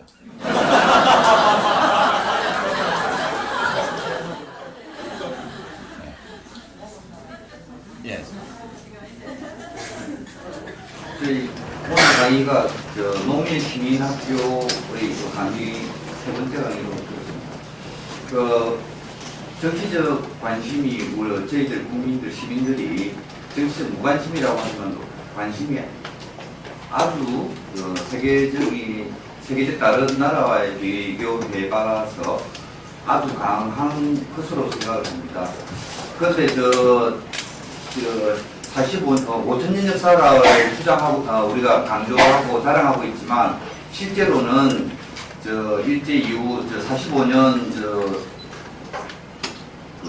2차 대전 종전 이후 신생국가로서 경제발전, 신속한 경제발전과 또 이후 80년 6.29 이후 어느 정도의 민주화를 이뤘다. 나름대로 자부도 하고 이래 되는데 그동안 너무 속도를 빨리 해온 결과로 정말 이전의 여유 같은 그런 부분을 우리가 다 잃어버리고 빨리빨리 그 병에 전부 다 369 게임을 할 정도로 그러다 보니까 그 사이에 빠졌던 그 부분의 부작용을 지금도 저희들이 느끼고 있지 않나 생각합니다. 예, 이전에 우리 뭐 금수강산 했던 것도 전부 다 지금은 정수기 외에는 그 물을 제대로 먹지 못하는 그런 정도인데 그렇게 발전을 해온 그 한계도 지금 오지 않았나. 정치직에 대한 관심은 우리가 많이 갖고 있지만 그 정치 외에 함몰되어 있던 여러 가지 복지 그 부분도 그렇고 경제적인 부분이 지금 우리 두 자릿수 경제 발전이 지금은 세계 평균 성장률에도 못 미치고 있는 그런 부분인데 물론 뭐 저는 오히려 관심되는 부분이 다른 분들이 이런 그 낭굴 타개하는 건 방안은 그 분단 상황을 빨리 종식을 해서 북한과의 관계 개선에 따른 뭐 경제 졸파구를 그렇게 이야기하는데 결국에는 그게 우리 그 한반도 안정과 함께 복지 그런 부분도 다 포함되는 부분이 아닌가 싶은데 우리나라의 지금 그 정치적 그 부분에 많은 관심 못지않게 경제를 지금 활로를 찾는 부분도 중요하다 생각합니다. 그러니까 그 장관님 이제 두 갈래 질문이 섞여 있는데요. 우선 이제 경제 문제부터 말씀을 드리면 저희가 이제 학교에서 배우는 경제 성장 이론 중에 이제 네오클래식 이른바 신자유주의 성장 모델이라는 게 있어요. 그게 이제 가장 이상적이고 바람직한 조건이 다 만들어졌을 때 성장률이 어떻게 되느냐 이걸 알려주는 건데 그 커브가 이렇게 생겼어요. 이렇게. 그러니까 시간이 가면 갈수록 성장률이 저하되도록 원래 모델 자체가 그렇게 돼 있어요. 최선의 조건에서도. 그러니까 이제 어떤 거하고 비슷하냐 하면 30점 받던 학생이 60점을 올리는 건 쉬워요. 좀만 공부하면 그렇게 올라간다고요. 60점 받는 학생이 80점 올리는 건 그보다 좀 더 어렵고요. 80점짜리가 90점 되기는 더더욱 어려워요. 그런 이 생산량이 늘어날수록 원래의 생산 수준이 높기 때문에 추가적인 생산을 같은 양을 하더라도 성장률은 계속 내려가게 되어 있습니다. 물론 칼 마르크스는 이걸 다른 원인에 의해서 분석을 했지만 신자유주의 경제학의 이 원래의 원론적인 성장 모델에 따르더라도 국민소득이 올라가면 올라갈수록 성장률은 지체되게 되어 있는 게 기본적인 겁니다. 그건 이제 그럼 왜 그런 성장의 저해가 이제 오나 이렇게 보면 여러 가지 이제 이론적인 설명이 있지만 되게 생산이 자연을 착취하는 것을 전제로 하거든요. 착취할 수 있는 자연의 한계가 오면 자동적으로 생산의 비효율성이 높아지기 때문에 그게 떨어지게 됩니다. 말씀하신 것처럼 한국이 80년대에 두 자릿수 경제 발전 70년대 뭐 중반 이후에 하는 과정에서 정말 금수강산이 똥물처럼 변했었어요. 지금은 많이 좋아진 거고요. 낙동강도 지금 많이 좋아졌죠. 80년대보다. 한강도 비교할 수 없을 정도로 좋아졌고요. 뭐 울산 태화강도 한때 썩어서 뭐 농담으로는 필름도 현상할 수 있겠다 그런 필름 현상도 가능하겠다. 워낙 화학물질이 많이 들어가지고 그런 얘기까지 나올 정도 아니었습니까? 저는 지속 가능한 성장에는 한계가 있다 이렇게 생각해요. 그래서 계속 높은 성장률을 추구하는 것은 이룰 수 없는 소망이다. 적정한 수준의 성장을 해야 된다. 이제 그렇게 생각하고요. 지금 뭐 3, 4% 성장률이면 그렇게 나쁘지 않은 거거든요. 국민소득 2만 불일 때 3, 4% 넘는 성장률을 기록한 나라가 없습니다. 일시적으로가 아니면. 그리고 중국이 뭐 요즘 10몇 프로씩 하다가 8% 되면 완전 저성장이라고 난리잖아요. 중국이 20점, 30점짜리에서 올라와서 그런 거고요. 중국도 좀 지나면 성장률이 단단히로 떨어지게 돼 있습니다. 그러니까 초기 단계의 높은 성장률에는 많은 거품이 있어요. 그 전까지 이미 존재하던 건데도 불구하고 통계에 포착이 안 되는 그런 비공식 거래가 공식 거래로 포착되면서 올라가는 측면도 있고요. 소위 지하 경제가 양성화되면서 나타나는 효과도 있고요. 지금 우리 경제 성장률을 올리려면 성매매 산업을 합법화하면 금방 1, 2% 올라가요. 통계 안 잡히는 게 그냥 잡히기 때문에요. GDP 성장률이라는 것은 많은 거품과 허점이 있는 인덱스이기 때문에 그거에 미친 듯이 매달리는 것은 정말 정신 나간 짓이다. 저는 그렇게 생각을 합니다. 아주 견고하게 3, 4%씩 해마다 성장할 수 있으면 그만하면 된 거 아니냐. 정치할 때 같으면 이렇게 말을 못 하는데 그렇게 생각하고요. 지금 우리는 좀만 더 고르게 살 수 있으면 상당히 잘 사는 나라예요. 우리나라가. 국민소득 2만 불이면 진짜 아까 말씀드렸잖아요. 연봉 9천만 원, 1억 이 집마다 평균 다 되는 거예요. 4인 가족에. 근데 그런 집이 몇 집이나 됩니까? 우리나라에 지금. 그러니까 뭔가 잘못되어 있는 것은 생산을 너무 적게 하는 문제라기보다는 생산한 것을 어떻게 나누느냐에 대해서 지금 비정규직제도 이런 거요. 한 100년 지나면요. 역사책에 나올 거예요. 그때 정말 이상한 제도 있었다고. 노예제도 지금 불과 150년 전까지 미국에 있었잖아요. 지금 누구나 그 터무니없는 제도라고 얘기를 하죠. 근데 그 제도 없애는데 전쟁을 했잖아요. 그런 거거든요. 우리가 지금 가지고 있는 삶의 양식이 항구적인 것도 아니고 초역사적인 것도 아니에요. 이것은 2000년대 초반에 우리나라에 나타난 특수한 형식에 불과한 것이고요. 고쳐나가야 되겠죠. 이 경제는 그렇게 말씀을 드리고 정치적인 면에서 보면 우리나라는요. 아까 제가 개인의 철학적으로 독립한 개인이 많아야 민주주의가 된다 이렇게 말씀드렸는데 개인이 철학적으로 독립해가는 과정을 몇백 년에 걸쳐서 유럽의 민주주의 선진국들은 겪었잖아요. 임금님 목 잘라 죽이기도 하고요. 그러다 다시 반혁명이 일어나서 다시 새 임금님이 들어오기도 하고요. 혁명이 일어나고 내전을 치르고 다시 반혁명이 일어나고 국가 간의 전쟁이 일어나고 전 유럽이 나폴레옹 전쟁 때 프랑스 대혁명 이후에 나폴레옹 전쟁에 휩쓸렸잖아요. 그러니까 결국 여러분 상상이 되세요? 고대 그리스 시대에 이미 지구가 둥글다는 사실에 대해서 사람들이 알고 있었어요. 지구 둘레를 이미 그때 측정했거든요. 에라토스테네스라는 알렉산드리아 그 대도서관 관장인가 하는 사람이 이 정오에 떨어지는 햇빛이 떨어질 때 햇빛 떨어지는 각도가 다르다는 사실을 알고 하인을 시켜가지고 인접 도시까지 걸어오게 한 다음에 그 각도 차이하고 걸어온 거리를 계산해서 지구의 둘레를 대충 맞췄거든요. 그때 이미 지구가 둥글다는 사실을 알고 있었고요. 그 다음에 그 당시 천문대의 관측 기록을 보면 수성이나 금성 같은 이른바 태양계 내행성의 운행 데이터가 지구 중심으로 태양이 돈다면 설명할 수 없는 움직임들이 너무 많이 일어났어요. 그래서 의문을 가지고 그때 이미 지구가 중심이 아니고 태양이 고정되어 있고 지구가 돈다는 생각을 했다고요. 이미 증명을 못했을 따름이죠. 근데 그렇게 발전해 갔던 자연에 대한 이해 이런 것들이 무려 1000년 동안 암흑 속으로 들어간 게 이해되세요? 중세 유럽에 가톨릭이 지배한 그 1000년 동안 자연의 본질과 자연의 원리를 탐구하는 모든 활동을 신의 이름으로 금지하고 결국 1000년이 지나서 갈릴레이 같은 사람이 종교재판에 회부되잖아요. 그 사람은 주류 중에 주류였는데 1000년이에요. 1000년 생각해보세요. 1000년 동안 인간 지성이 거의 완벽하게 억압되어 있다가 르네상스 시대에 와서 비로소 그때 알렉산드리아 대도선을 약탈했던 아랍인들이 아랍어로 가지고 와서 아랍어로 페르시아어로 번역해놨던 그 그리스 로마 시대의 고전들이 다시 라틴어로 재번역되어서 유럽으로 수입되면서 1000년 동안 묻혀있던 인간 지성이 부활하게 되는 게 르네상스입니다. 신중심에서 인간 중심으로요. 그 르네상스부터 시작해서 이른바 계몽주의 시대의 수백 년을 거쳐서 독립된 자아라는 관념이 성립됩니다.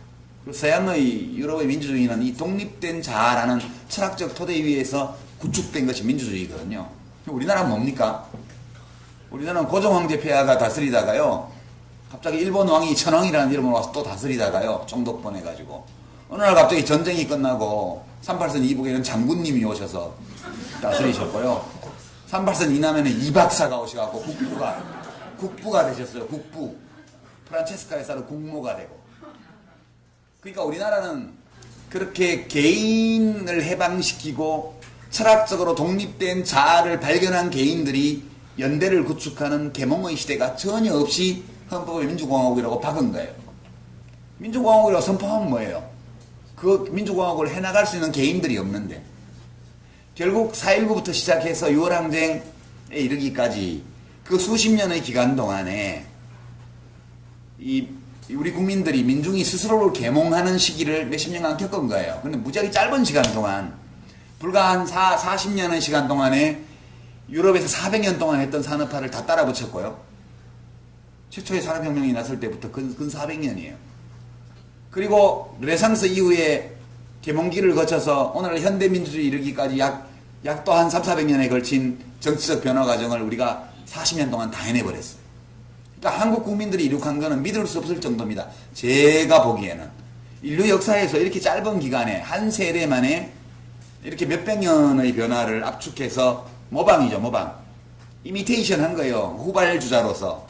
선행주자들이 수많은 오류와 희생을 치르면서 했던 것들을 단박에 미국 헌법에서 뺏겨가지고 대한민국 헌법에 집어넣고 미군정 하에서 그리고 헌법대로 해라 이렇게 싸우면서 민중이 스스로를 계몽하는 그 과정이 몇십 년 있었지만 우리는 근본적으로 개인이 철학적으로 독립한 개인이 국가 권력에 대해서 독립을 선포한 적이 없는 나라예요.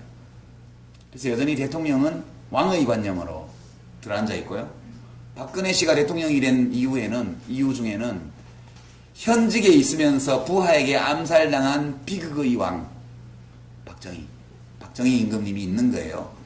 그래서 뭔가 그게 남아있는 거예요. 저는 그렇게 생각해요. 우리 노무현 대통령은 퇴임하시고 1년 반도 안 돼서 돌아가셨지만 후임자의 공격을, 정치적 공격을 받아 스스로 목숨을 끊은 비운의 전직 대통령. 전직 대통령도 왕이에요. 그러니까 사람들의 마음속에는 아직도 대통령이 아니라 왕이 있는 거예요. 왕이. 우리는 왕을 목 잘라 주신 적이 없는 민족이에요. 한 번도. 그러니까 이 계몽의 과정이 우리는 좀 한국적인 과정을 거치고 있는 것이다. 그래서 좀 막 서양 학문을 막 공부하고 외국의 역사를 알고 이런 사람의 눈으로 보면 얘가 너무 계몽이 안 되고 더딘 것 같아요. 더딘 것 같지만 결국 광저항쟁을 겪은 지역은 계몽이 훨씬 많이 됐죠. 그렇지 않은 지역보다. 어디라고는 말 안 하겠어요. 이 계몽이라는 것은 누가 누구를 계몽시키는 것이 아니고 사람들이 스스로 자기가 눈을 뜨는 과정이에요. 계몽이라는 것은. 그러니까 타인의 눈에 자기를 비추어 볼 수 있는 그런 교양과 지성을 가진 철학적으로 독립한 주체로서의 개인. 이것이 지역마다 좀 다른 거예요. 경험에 따라서. 그런 것이고 그런 관점에서 보면 매우 훌륭하게 해냈어요. 적어도 외견상으로는. 그러나 이 훌륭하게 약 몇십 년 동안 해낸 이런 것들을 안정된 기반 위에서 더 격을 올렸어. 격 되게 중요하거든요. 격.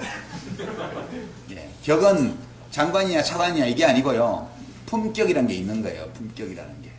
그러니까 우리 사회는 아직도 시민들 개개인의 품격, 그건 자기 자신에게 달린 건데 그것이 우리가 가지고 있는 제도라든가 이 제도를 구성하는 원리에 비추어 볼 때 아직은 계몽 과정에 있는 나라이다. 그래서 우리 민주주의는 아직 완전하지 않은 것이고 때로 잘 작동하지 않는 것처럼 보이지만 그럼에도 불구하고 해마다 연말이 되면 예산안도 통과시키고요. 가끔 뭐 우한마도 등장하고 뭐 경호권도 발동하지만 필요한 법도 때로 통과시키고요. 제때 좀 늦어도 그럭저럭 돌아가는 정치를 갖고 있는 거거든요. 지금 현재 우리 대한민국의 현주소가 이런 정도다 이렇게 생각하고 우리 국민들의 역량을 너무 비하하지도 말아야 할 것 같고요. 그렇다고 뭐든지 국민이 옳다 이것도 아니라는 생각이 들어요. 우리 국민들은 참 보면 왔다 갔다 해요. 어떨 때는 노무현 김대중도 뽑고 어떨 때는 이명박 박근혜도 뽑고 그러는 거 아니겠어요? 우리만 그런 게 아니라 미국도 그래요. 미국도 오바마 2번씩이나 뽑은 국민들이 고전에는 부시를 또 2번이나 뽑았잖아요. 우리나라 같으면 동생이 주지사로 있는 동네에서 부정선거 해가지고 개표가 늦어지는데 나만 나겠어요? 대통령 당선자가? 벌써 니 나가 하야해 물러나 이렇게 나오죠. 그러니까 되게 격차가 그리 크지는 않지만 가장 결정적인 차이는 철학적으로 독립한 개인이 부족하다. 그게 제 생각에는 제일 큰 문제가 아닐까 이렇게 생각합니다. 이제 한 2분 정도만 더 꼭 질문하셔야 될 분 2분만 하겠습니다. 그러면 먼저 하시고 나중에 하시고. 철학적 자기애가 표출하는 그런 아 해야 되는 조금 저희들 희망을 주셨으면 좋겠고 지금 어쨌든 지금 사회가 보면은 일단은 청소년, 뭐 저희도 이제 초등학교 2학년까지 지금 제가 개인적인 생각보다는 어쨌든 뭐 공부에 시작되고 그리고 학교에 뛰어난 국가고에서 사실은 자기 아이들 과거를 알기 위한 어쨌든 주입식 의견 지식입니다. 그리고 대학교에 들어가서도 뭐 어떤 그 개인적인 뭐 그런 것보다는 뭐 취직을 하기 위해서 모든 자기 시간 다 투자해야 되고 그런 사회에서 과연 지금 좀 전에 말한 더구나 이제 우리가 성인돼서도 서로 전국에서 하지만 끝까지 일하면서 나가는 생각할 그런 정신의 여유가 없는 그런 사회에서 이렇게 하고 그런 사회에서 어떻게 해야지 이렇게 그 개인 철학적으로 자기애라든가 그런 학관 지금 질문의 취지는 철학적으로 독립한 어떤 자각한 개인이 이렇게 자라나기에는 우리 교육 환경이나 사회 풍토가 너무 척박하지 않냐, 이제 이런 질문이신데요. 여기 계신 분들은 스스로 뭐 100점짜리는 아니지만 주체적인 삶을 나름 고민하면서 살고 있다고 느끼시잖아요. 자기 자신에 대해서. 뭐 안 느끼시면 할 수 없고요. 근데 그렇게 느끼시는 분에 한해서 제가 질문 드리고 싶은 거예요. 그게 좋은 교육 덕분이에요? 그렇다고 대답하는 분을 제가 거의 못 봤어요. 그러면 부모님의 훌륭한 훈육 덕분이었어요? 그것도 아닌 것 같아요. 그럼 도대체 이 개인들은 어디서 나온 거죠? 반면교사가 많았습니다. 예, 반면교사. 난 저렇게 되지 말아야지. 그러니까 이 말은 무슨 말이냐 하면 훌륭한 인격 독립한 개인은 어떤 좋은 환경에 의해서 만들어지는 건 아니라는 거예요.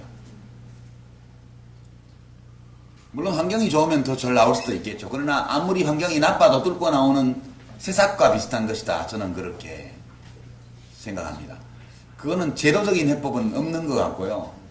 지금 예컨대 뭐 내신 성적 가지고 줄 세우고 예전 밖에 나가서 무슨 경시대회에서 스펙 관리해야 뭐 어디 뭐 특목고가고 외고가고 이런 데서 지금은 내신만 한다고 그러니까 중학교 아주 비상이 걸렸더라고요. 선생님들이 이제는 나쁜 짓 하면 뭐 벌점 3점으로 처리해서 학생부에 올리고 이러니까 애들이 말을 잘 듣기도 한다고 그러고. 근데 결국은 그런 제도적인 조건이 주어진 가운데에서도 결국은 그 본인이 해나가는 거라고 생각해요, 저는. 그리고 이제 가장 많이 해줄 수 있는 건 부모들이 해줄 수 있죠. 아직 어렸을 때. 한 15살 넘어가면 그때부터는 부모도 별로 대책 없고요. 한 15살 전까지는 부모들이 영향을 많이 미칠 수 있는데 부모들이 용기를 내야 된다고 봐요, 저는.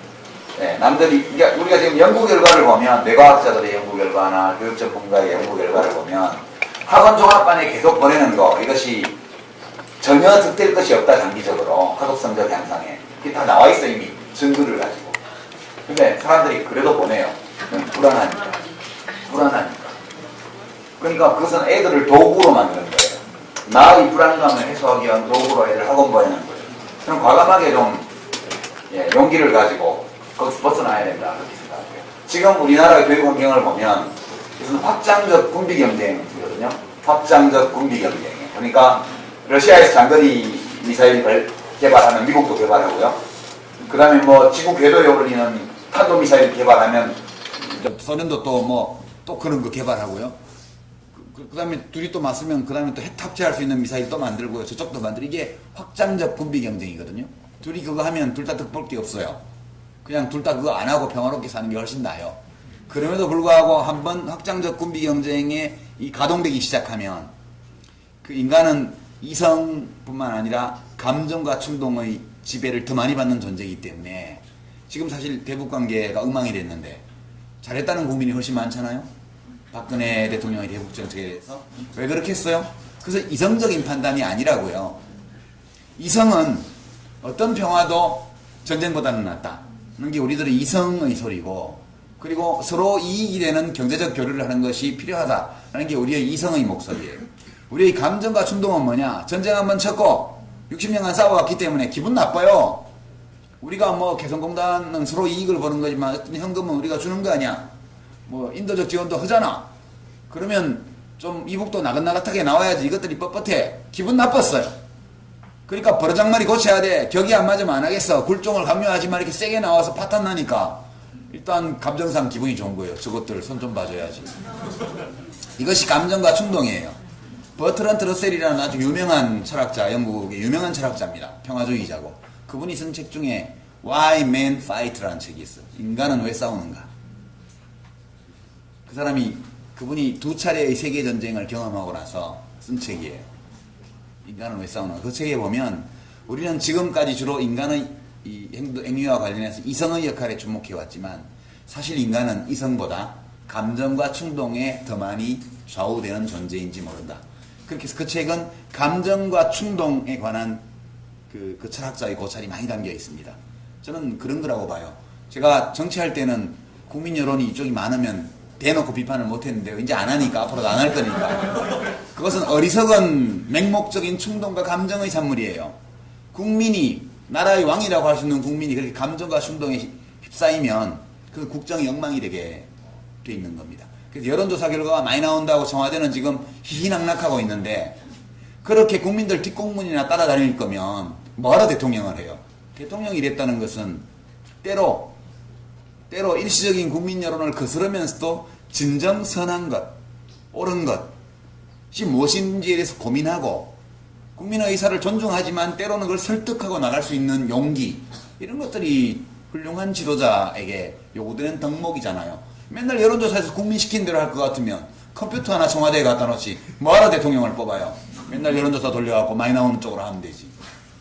그러니까 이런 것이 철학의 빈곤을 얘기해 주는 거다. 저는 그렇게 느끼고요. 답이 없어요. 지금처럼 가면 아이들 키우면 부모들이 이제 소득이 늘어났기 때문에 예전에 저희들이 어릴 때는 다 가난했고 일부만 부유했으니까 일부 부유층만 과외를 시키고 나머지는 똑같이 자기 힘으로 했어요. 얼마든지 좋은 학교 갈 수 있었죠. 지금은 부모들이 돈이 많기 때문에 경쟁적으로 모두가 확장적으로 군비 경쟁을 하는 거예요. 이쪽에서 뭐 100만원짜리 과외 시키면 저쪽 150만원짜리 시키고 뭐 저쪽에서 무슨 100만원짜리 컨설팅 받으면 저 200만원짜리 받고 그렇게 가는 거 아니겠어요? 그리고 국내에서 안 되면 해외 연수 보내고 결국 이렇게 자기가 가지는 경제적 부 이런 것들을 자식의 성적 경쟁에 확장적으로 사용하기 시작하면 모두가 거의 다 휘말려드는 거죠. 모든 학부모들이 일제히 과외를 안 시키면 결과는 똑같아요. 그죠? 근데 시키고 있잖아요. 이 확장적 군비 경쟁의 회전목마가 이미 돌아가고 있기 때문에 스스로 내리지 않는 한 아무리 이 제도를 원망하고 세상을 원망해도 빠져나오지 못한다고 저는 보는 거예요. 네, 그래서 부모들에게 용기가 필요하다. 아이들 키울 때 그렇게 생각하고 우리들이 좋은 교육 덕분에 훌륭한 가정교육 덕분에 훌륭한 시민이 된 것이 아니라면 만약 그것 때문만은 아니라면 그렇다면 우리 아이들도 그런 환경에도 불구하고 훌륭한 인간으로 성장할 수 있을 것이다. 이렇게 믿고 가면 된다고 보고요. 세대가 가면 갈수록 더 훌륭해진다고 저는 보고 있어요. 저희 때보다는 지금 청년들이 훨씬 나아요. 저는 그렇게 더 똑똑하고요. 더 봉사도 많이 하고요. 더 생각하는 세상을 보는 눈도 훨씬 넓어요. 어떤 사람들은 데모도 안 오고 뭐 스펙만 쌓는다고 뭐라 그러는데 그건 어른들이 자기 일을 알아서 하니까 지금은 학생들이 그렇게 해야 될 이유가 없잖아요. 그래도 국정원 문제 이런 거는 해결이 안 될 조짐을 보이니까 학생들이 드디어 어른들 저거 자기 일 처리 못하는구나 해서 열받아가지고 이제 시국선언 준비한다는데 좋은 일이죠. 예. 학생들이 관심이 없어서 그런 것이 아니고 어른들을 믿어서 그런 것이다. 저는 그렇게 생각해요. 예. 저 뒤쪽에 아까 손 드신 분. 예. 이제 마지막 질문자로 하겠습니다. 딸이 서울대학교 다니고 네? 서울대학교 다니고 딸이 제 딸이요? 네, 원래 졸업했어야 되는데 아직 못 둘 중에 하나 물어보고 싶은 건 서울대학교 법인학원부에서 찬성하시고 다른 반대하시고 했던 걸로 칼럼에 한번 보내주셨어요. 그리고 하나 묻고 싶은 거는 안희정 지사께서 신문에 뭐라고 했냐면 이제 노무현 대통령을 나라들일 때다 떠나보내야 될 때다 사주기 되면서 그렇게 저는 그걸 읽고 저도 이제 안희정 지사의 말에 공감을 하게 됩니다. 그걸 어떻게 생각하시는지. 예. 두 개만 하시죠. 예. 국립대 법인화는 제가 이제 찬성한 건 아니고, 저는 제 딸이 이제 법인화 반대 투쟁한다고 막 도서관하고 총장실 점거하고 이상한 동영상에 나오고 막 그러더라고요. 뭐 총장실 프리덤인가? 거기 보니까 거기 나오고 그래서 저는 이렇게 얘기했죠. 그거는 교수들로 하여금 싸우게 해라. 교수들로 하여금. 과연 그것이 학생들이 이 공부를 안 하고 밤에 잠을 못 자가면서까지 학생들이 나서서 싸울 문제냐, 그게.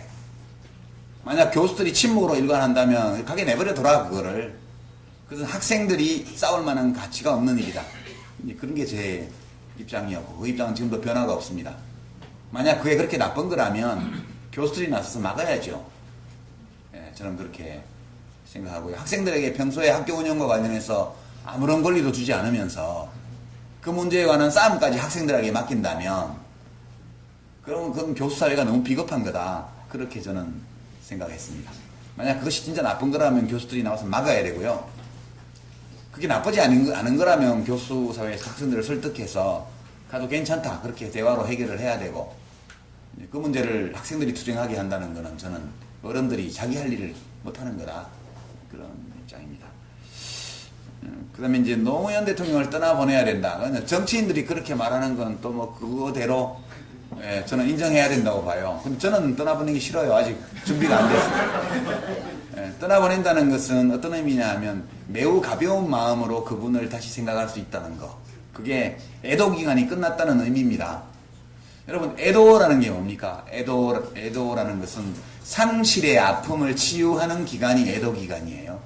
우리는 소중한 어떤 것을 잃어버렸을 때 또는 빼앗겼을 때 굉장히 큰 슬픔을 느낍니다. 그리고 이 슬픔은 우리 마음에 상처를 남겨요. 우리 삶에. 그럴 때 애도가 왜 필요하냐면 이것을 치유하는 과정으로서 애도가 필요한 거고요. 그 애도가 지속되는 기간을 우리가 추도 기간이라고 이야기를 합니다. 사람마다 다르겠죠. 이미 애도가 끝난 분들도 있고요. 아직 애도가 끝나지 않은 분들도 많이 있는 것 같습니다. 정치인들에게 이 문제는 약간 정치적인 측면이 있죠. 왜냐하면 노무현 대통령의 자산은 개선하고 싶고, 그러나 그 자산이 대한민국에서 제일 큰 기업 삼성그룹 같은 자산은 아니잖아요. 여기 보면 어찌 보면 중소기업 비슷하기도 하고 좀 그렇단 말이에요. 약간 비주류 자산이란 말이에요. 그러니까 이것만으로는 뭐가 안 될 것 같으니까 이제 이거는 기본으로 깔고 가되 이걸 넘어서서 가자. 그런 의미로 한 말씀일 거라고 저는 생각하고, 정치하는 분들은 뭐 그렇게 하시면 된다고 보고요. 다만 떠나보내야 한다고 해서, 말한다고 해서 또는 생각한다고 해서 떠나보낼 수 있는 것은 아니다.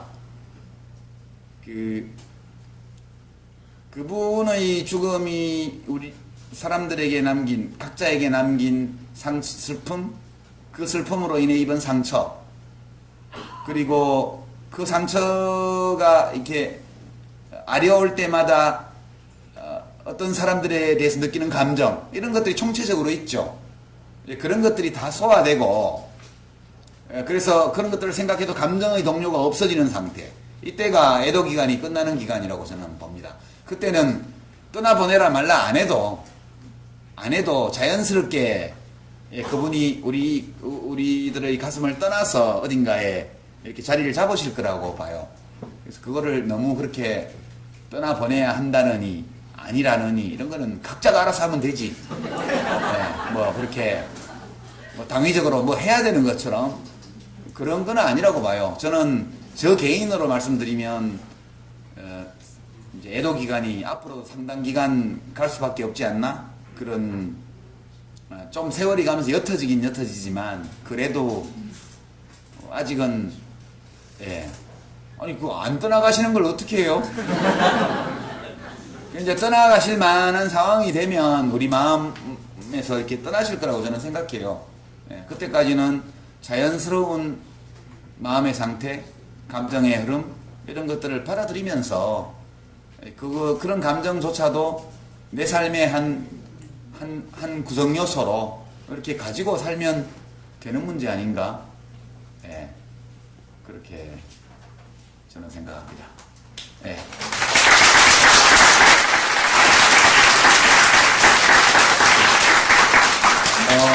아까 시작하기 전에 제가 미리 이제 사인을 좀 해드리고 했는데 뭐 받으려고 책을 가지고 오셨는데 못 받으신 분들이 혹시 더 계실지 모르겠어요. 그래서 끝나면 바로 나가서 못 받으신 분들은 몇 분 안 되실 텐데 그래도 받으시도록 혹시 계시다면 그렇게 하겠습니다. 고맙습니다.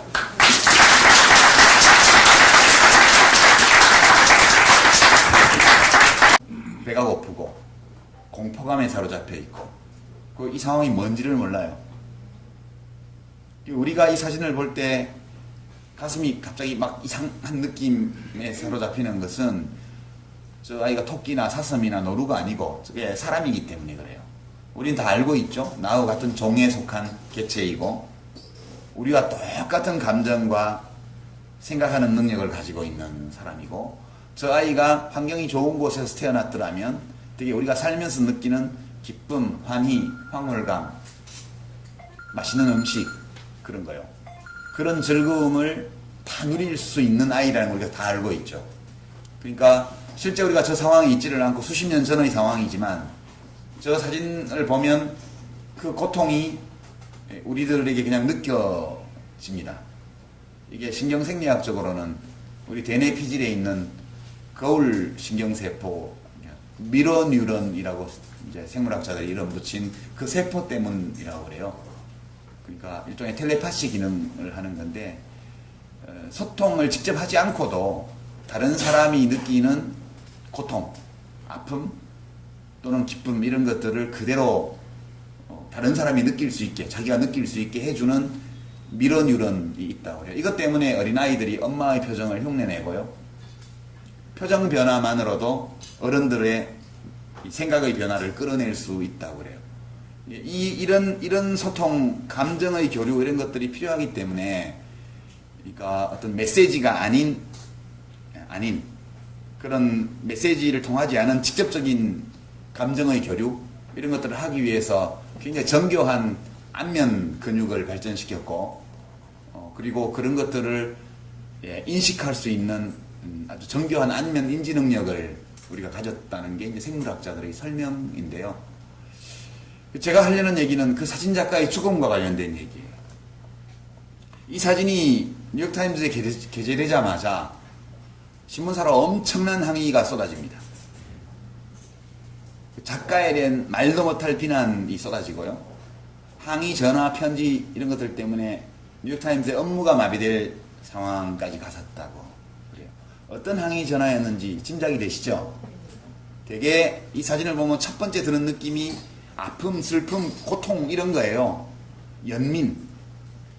조금만 더 들어가면 그냥 분노로 가게 돼요. 분노가 첫째로는 저놈의 나라의 위정자들은 도대체 뭐 하는 놈들이야? 부터 시작했어요. 그 다음에 더 깊이 들어가면 누가 찍은 거야? 그리고 저 사진 작가는 저 상황에서 사진이나 찍고 있단 말이야. 저 애는 어떻게 됐지? 아무 설명이 없잖아요. 그러니까 저 상황을 보면서 사진을 찍은 행위에 대한 분노예요. 그래서 이제 비윤리적이다. 저 상황이면 인간이라면 애를 구해야지 사진을 찍고 있냐? 사진 작가로서의 명성이 그렇게 중요하냐? 그리고 이런 비윤리적인 사진을 실어준 뉴욕타임즈는 뭐냐? 연쇄적으로 그런 분노들이 일어난 거예요. 아주 자연스러운 감정입니다. 그리고 이제 작가가 자살을 한 것은 그 비난 때문만은 아니고 다른 개인적인 여러 가지 어려움이 겹치면서 1년쯤 지나서 자살을 합니다. 그럼 이제 진실은 뭐였을까? 진실은 그 사진작가는 진짜 무슨 일이 일어나고 있는지를 알고 싶었어요.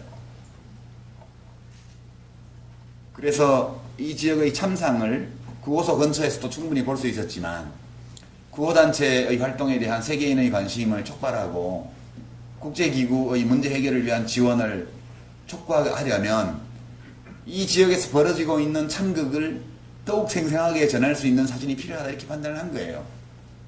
그래서 구호소에서 멀리 떨어진 곳까지 간 겁니다. 가다가 우연히 저 장면을 보게 되죠. 그래서 빨리 사진을 찍었어요.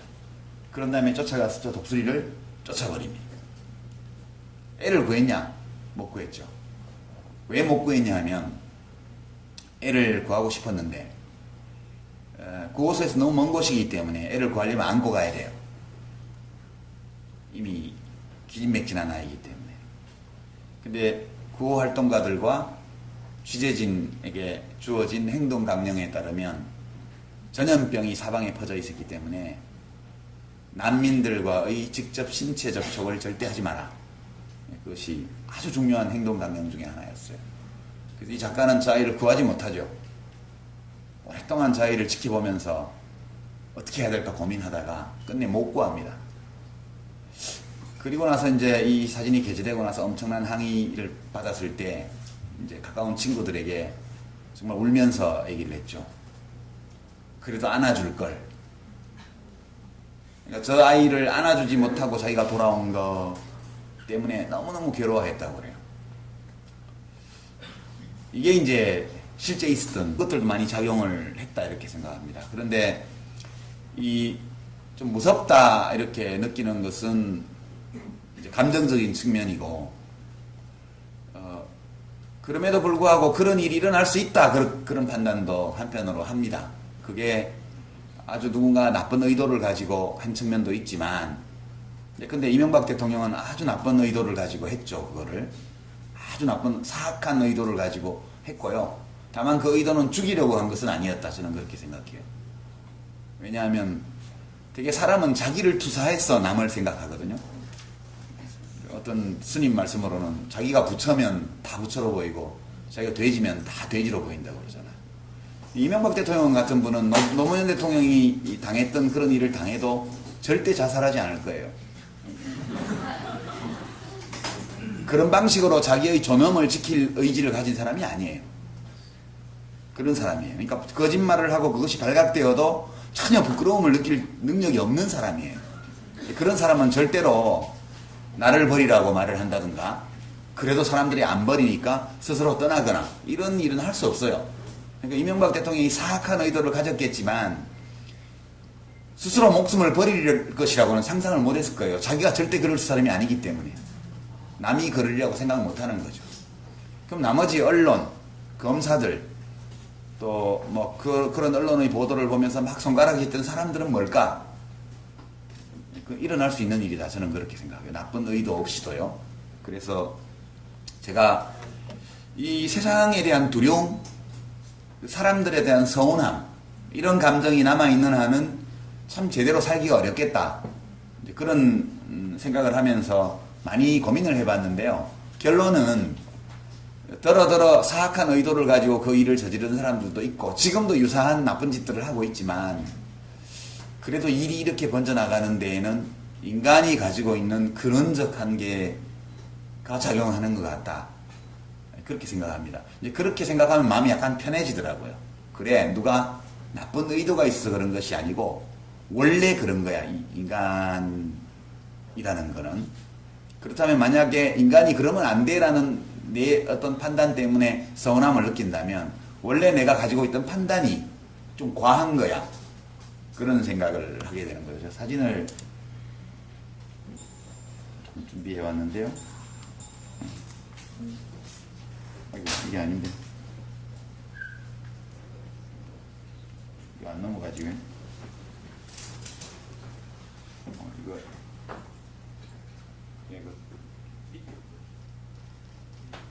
예.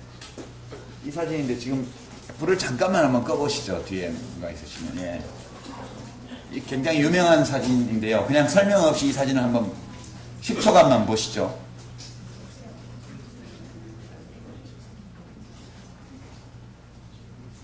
제가 노무현 대통령 서거와 관련되어서 몰아쳤던 언론의 광풍과 민심의 광풍 이런 것들이 무엇이었나, 지금 와서 그걸 어떻게 생각할 건가, 내 마음속에 여전히 남아있는 두려움에 대해서 내가 어떻게 판단해야 될까, 그런 고민을 하면서 이 사진을 보고 많은 것들을 느꼈어요. 이제 불 켜셔도 되겠습니다. 다 보셨죠? 이 사진은 1990년대의 아프리카 수단 지역에서 촬영된 사진입니다. 어떤 전문 사진 작가가 찍었고요. 뉴욕타임즈에 게재되었고 퓰리처상을 받았습니다. 이 사진으로. 근데 이제 그 작가는 약 1년이 지나고 나서 자살을 합니다. 30대 초반의 젊은 아주 촉망받는 작가였죠. 이제 이 사진을 보셨겠지만 뒤쪽에 있는 거는 멀리 있는 건 독수리고요. 앞에 있는 것은 죽어가는 작은 아이입니다. 여자아이였다고 그러는데요. 그 당시 수단은 내전이 벌어져서 정치적 혼란이 극도로 이제 심했고, 그런 가운데 부족 간의 약탈, 방화, 뭐 살인, 강간 이런 범죄들이 그냥 사방에서 벌어졌고, 그렇게 해서 아주 수많은 난민들이 발생해서 국외로도 도망 못 가고 거기에서 죽어가는 그런 상황에 국제기구가 이제 구호 활동을 하러 들어갔죠. 그때 언론인들이 이 종군 기자처럼 같이 들어가서, 이 작가는 당시 사진작가로서 가서 프로 사진작가로 가서 구호소에서 멀리 떨어진 곳에는 무슨 일이 벌어지고 있나, 그것이 매우 궁금해서 혼자서 구호소에서 멀리 떨어진 지역까지 나갔습니다. 가다가 우연히 저 장면을 찍게 되었죠. 이 독수리는 죄가 없어요. 보면 독수리가 미워 보이는데 독수리는 죽은 고기만 먹기 때문에 저 아이가 죽기를 기다리고 있는 거예요. 그냥 독수리는 자기의 자연적 본능대로 행동을 하고 있는 거고요. 저 아이는 지금 죽어가고 있죠. 부모는 어딘지 아마 죽었겠죠. 저 아이가 어떤 고통을 느끼고 있을지 여러분 전달이 되죠? 전해지죠? 여러분들한테. 목이 마르고 생각할 수도 있겠습니다. 그러나 정답은 없다 할지라도 자기 나름의 답은 있어야 될 거 아닌가. 이제 그렇게 생각하죠. 여러 개의 답이 있는 문제라고 저는 생각을 합니다. 그리고 이제 그 당시부터 쭉 이대로 그냥 그때 정치를 제가 하다가 이제 낙선하고 뭐 이렇게 있던 와중이어서 이렇게 세상의 일과 내 삶을 별로 구분하지 않고 구별을 짓지 않고 그냥 너무 비겁한 것 같아. 그래서 시작한 일들이 번져서 결국은 정치까지 하게 됐고, 저 국회의원도 2번이나 하고 뭐 장관도 해먹고,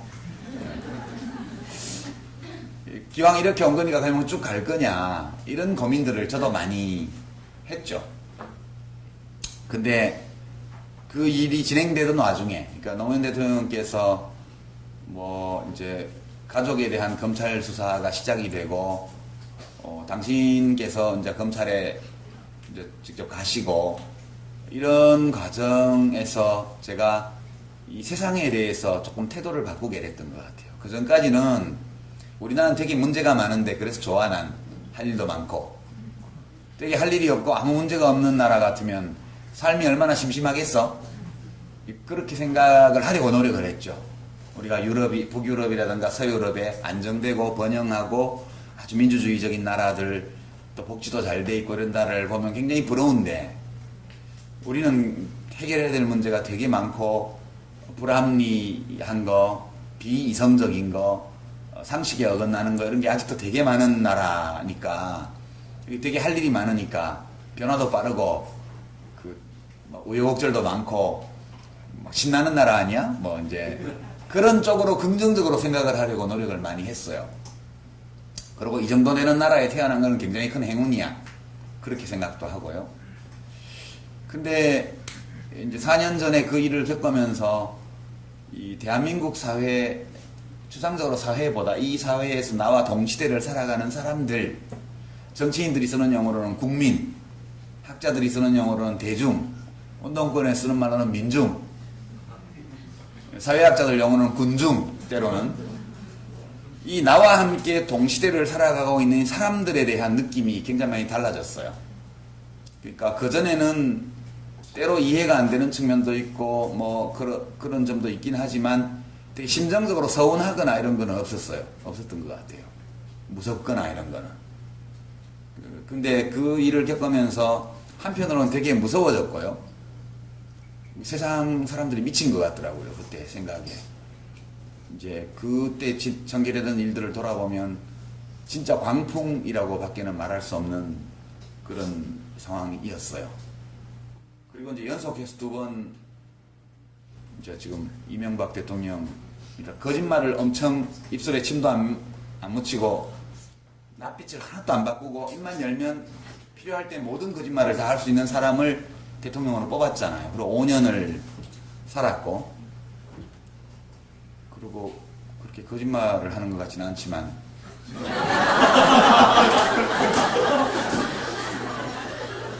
우리가 좋아했던 대통령들이 가지고 있던 지적인 면모 이런 것들이 거의 보이지 않는 대통령을 또 뽑았잖아요.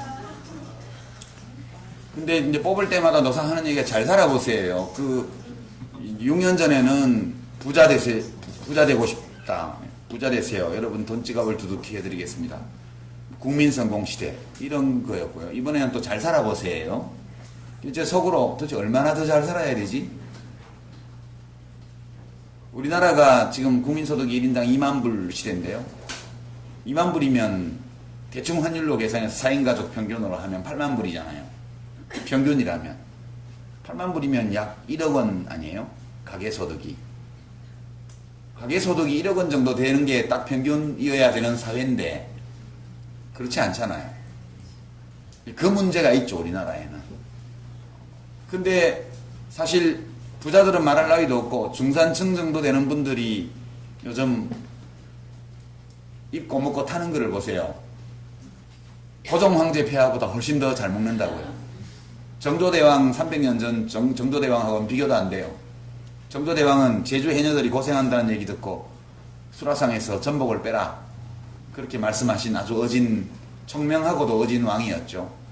근데 지금 10,000원이면 요만한 생전복 3마리 준다고요. 마트 시장에 가면 한 30,000원 내면 전복 전문점에 가서 전복회, 전복구이, 전복 내장무침, 전복죽까지 풀코스로 나오는 걸 먹잖아요. 지금 뭐 웬만한 사람들 동남아 해외여행 정도 안 갔다 온 분들이 별로 있나요? 그러니까 100년 전에 조선 후기에 말기에 정승판서가 먹던 것보다 훨씬 잘 먹어요.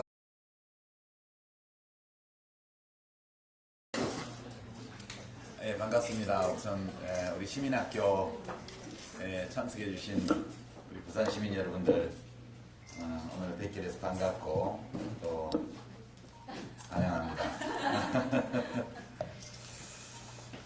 제가 저자 강연을 이렇게 이제 한 두세 달 동안 하고 다녀서 사실 뭐 이 책에 관해서는 이제 많이 강연을 하고 동영상에 올라 있기도 하고 그래서 시민학교 수강생 여러분들한테까지 막 하던 그런 걸 하기는 좀 그런 것 같아요. 여기는 수준이 되게 높아서. 예, 그래서 조금 제 판단에 이렇게 하면 좀 낫지 않을까 그런 생각에 따라서 한번 내용을 좀 바꿔서 해보겠습니다. 아무래도 우리 시민학교는 노무현 질환에서 하는 시민학교이기 때문에 기본적으로 이제 깨어있는 시민으로서 대한민국의 주권자로서 어떤 권리와 의무 이런 것들을 굉장히 뚜렷하게 이제 생각하시는 분들이고 또 이제 사회나 정치 우리나라에 대해서 굉장히 깊은 애정과 그런 참여 의식 이런 것들을 가지고 계신 분들이시기 때문에 그걸 전제로 해서 이제 다른 곳에서 강연할 때보다는 조금 더 좀 더 높여서 눈높이를 그렇게 한번 해보겠습니다. 오늘 강연 주제가 이제 그럼 어떻게 살 것인가 이런 건데요. 사실 이 문제에 대해서 저도 오랫동안 이제 살면서 생각을 별로 안 했었어요. 20대 초반 무렵에 대학에 와서 지금 청와대에 계신 박 대통령 아버지가 청와대에 계실 때 그때 뭐 너무 그냥 입 다물고 살면 좀 비겁해질 것 같아서 20살에 피 끓는 청춘, 싱싱한 청춘이 벌써부터 저렇게 힘 있는 자들 앞에 그냥 굴복해서 못 본 척하고 지나가기가 좀 너무 비겁한 것 같아서 선배들 따라다니면서 뭐 유인물도 뿌리고 돌도 던지고 이렇게 시작한 이래로 그때 잠시 대학교 신입생 무렵에 좀 고민을 했었고, 고민해본 결과 어떻게 살지를 어떻게 설계할 수가 없다. 이게 제가 전공이 그 당시에는 정해지지 않아서 이제 사회 계열로 들어가서 법대를 가나 뭐 그런 고민도 하고 있었는데, 그런 고민들이 별로 의미가 없는 것 같았습니다. 왜냐하면 어차피 뭐 이렇게 차례가 되면 데모를 주동해서 한 2, 3년 감옥에 갔다 올 거고, 그러고 나면 뭐 정상적으로 취직하거나 뭐 국가 일을 하거나 이런 거는 안 될 것 같고, 뭐 선배들 흔히 그런 것처럼 번역을 한다든가 뭐 이렇게 하면서 대충 사는 거 아닌가? 그러니까 뭔가 내 삶을 계획하고 설계하고 그렇게 내 자신이 설계한 삶을 잘 살기 위해서 뭘 준비하고 이런 스펙도 쌓고 기능도 익히고 이런 것들이 되지를 않는 시절이어서 그냥 비겁하게는 살지 말자, 이제 그런 생각으로 학생운동에 참여를 했던 이래로 가끔씩은 생각했지만 아주 깊게 생각하지는 않았던 것 같아요. 근데 노무현 대통령 돌아가실 그 무렵 그 사건이 있고 나서 여러분들 모두가 이제 상당한 충격을 받으셨고, 또 아직도 애도 기간이 다 지나가지 않은 분들이 많으실 거예요. 저도 아직 안 끝난 것 같아요, 애도 기간이. 왜냐하면 제 마음속을 이렇게 들여다보면 이 노무현 대통령의 삶과 죽음, 우리가 함께 겪었던 뭐 많건 적건 우리가 서로 연결되어 있다고 생각하는 어떤 공통의 경험, 그리고 이제 그분이 세상을 떠나시는 과정에서 벌어졌던 많은 일들, 이런 걸 생각해 보면 여전히 가슴 속에서 뭔가가 일렁일렁하는 느낌이 있어요. 이 이야기는 아직 애도 기간이 끝난 게 아닌 것 같다. 이제 다 보내드리고 이제 내 마음이 잔잔해지면 애도가 끝난 건데 아직 아닌 것 같다는 생각이 굉장히 많이 들고요. 이제 운명이다라는 제목의 이제 노무현 대통령 자서전을 제가 이제 돌아가신 후에 제가 대신 써드리는 그 작업을 하면서 이제 또 많이 생각했습니다. 어떻게 사는 게 좋은 삶인가라는 문제에 대해서요. 사실 이제 답이 없는 문제라고 말할 수 있죠. 어떻게 살 것인가, 어떻게 사는 것이 잘 사는 것인가, 이런 것에 대해서는 정답은 없는 거라고 이제 우리가 더 좋은 옷을 입고요, 더 쾌적한 집에서 살고요, 그리고 그 사람들이 상상도 할 수 없었던 곳에 여행을 다니면서 이렇게 사는데 도대체 얼마나 더 물질적으로 잘 살아져야 될까? 이 욕심, 이 충동, 이 욕망, 이런 것들에 지배당하는 이건 뭐지? 이제 이런 좀 요즘 개콘 버전으로 말하면 너 좀 낯설다? 그런 느낌. 갑자기 저와 동시대를 살아온 사람들이 좀 낯설게 느껴지는 시간들이 지난 몇 년간 지속됐던 것 같아요. 그러면서 저는 저 개인적으로 그 전까지 삶에서 세상의 일과 나의 삶을 물론 다른 거지만 별로 심정적으로 구분하지 않고 살았던 데에는 내가 아닌 다른 사람들, 말하자면 군중, 민중, 국민이라고 일컬어지는 동시대를 살아가는 인간 집단에 대해서 정서적 이격, 거리감이 별로 없었어요, 저 개인적으로는. 근데 그게 확 생겨버린 거죠. 그래서 이제 저도 어떻게 살아야 되지 고민들을 좀 많이 하게 되었던 것 같습니다. 이제 사실 아주 간단하게 이 책에서 제가 말씀드린 내용, 또는 뭐 제가 평소에 생각하는 내용을 결론적으로 짧게만 말씀을 드리면, 어떻게 살 것인가? 답은 잘 사는 거죠. 잘 산다는 거예요. well-being 이죠. well-being. 그 well이 뭘 의미하냐는 사람마다 다르겠지만 포괄적으로 보면, 그리고 잘 산다는 거에는 잘 죽는 것까지 포함되는 거죠. 잘 사는 건데 어떻게 하는 게 잘 사는 거지? 어떻게 사는 게 잘 사는 거지? 그렇게 들어간다면 답은 내가 원하는 삶을 내가 옳다고 믿는 방식으로 사는 거예요. 왜냐하면 우리는 사실 어떤 목적을 가지고 이 세상에 온 존재는 아니거든요. 물론 저희가 어렸을 때는 목적이 있다고 배웠죠. 민족중흥의 역사적 사명. 예, 우리는 민족중흥의 역사적 사명을 띠고 이 땅에 태어났다. 그렇게 국민교육훈장 첫 문장이 시작되잖아요. 그때는 저도 제가 민족중흥의 역사적 사명을 띠고 난 줄 알았어요. 근데 그건 사실은 박정희 대통령이 개인적으로 자기를 그렇게 생각한 거죠. 나는 민족중흥의 역사적 사명을 띠고 이 땅에 태어났다라고 그분이 생각한 거예요. 자기 혼자 그렇게 생각하면 될 일이지. 그거를 국민교육원장을 만들어서 온 국민한테 갖다 먹인 거 아니에요? 사실 그렇게 생각할 자유는 있어요, 각자에게.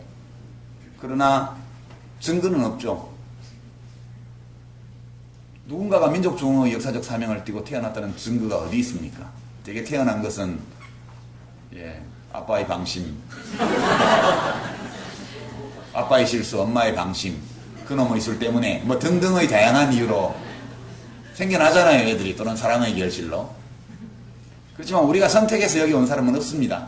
그냥 태어났고 어느 날 보니까 나를 발견했고 가족을 발견하고 주변 사람을 발견하고 내가 살고 있는 세상을 발견하게 되는 거죠.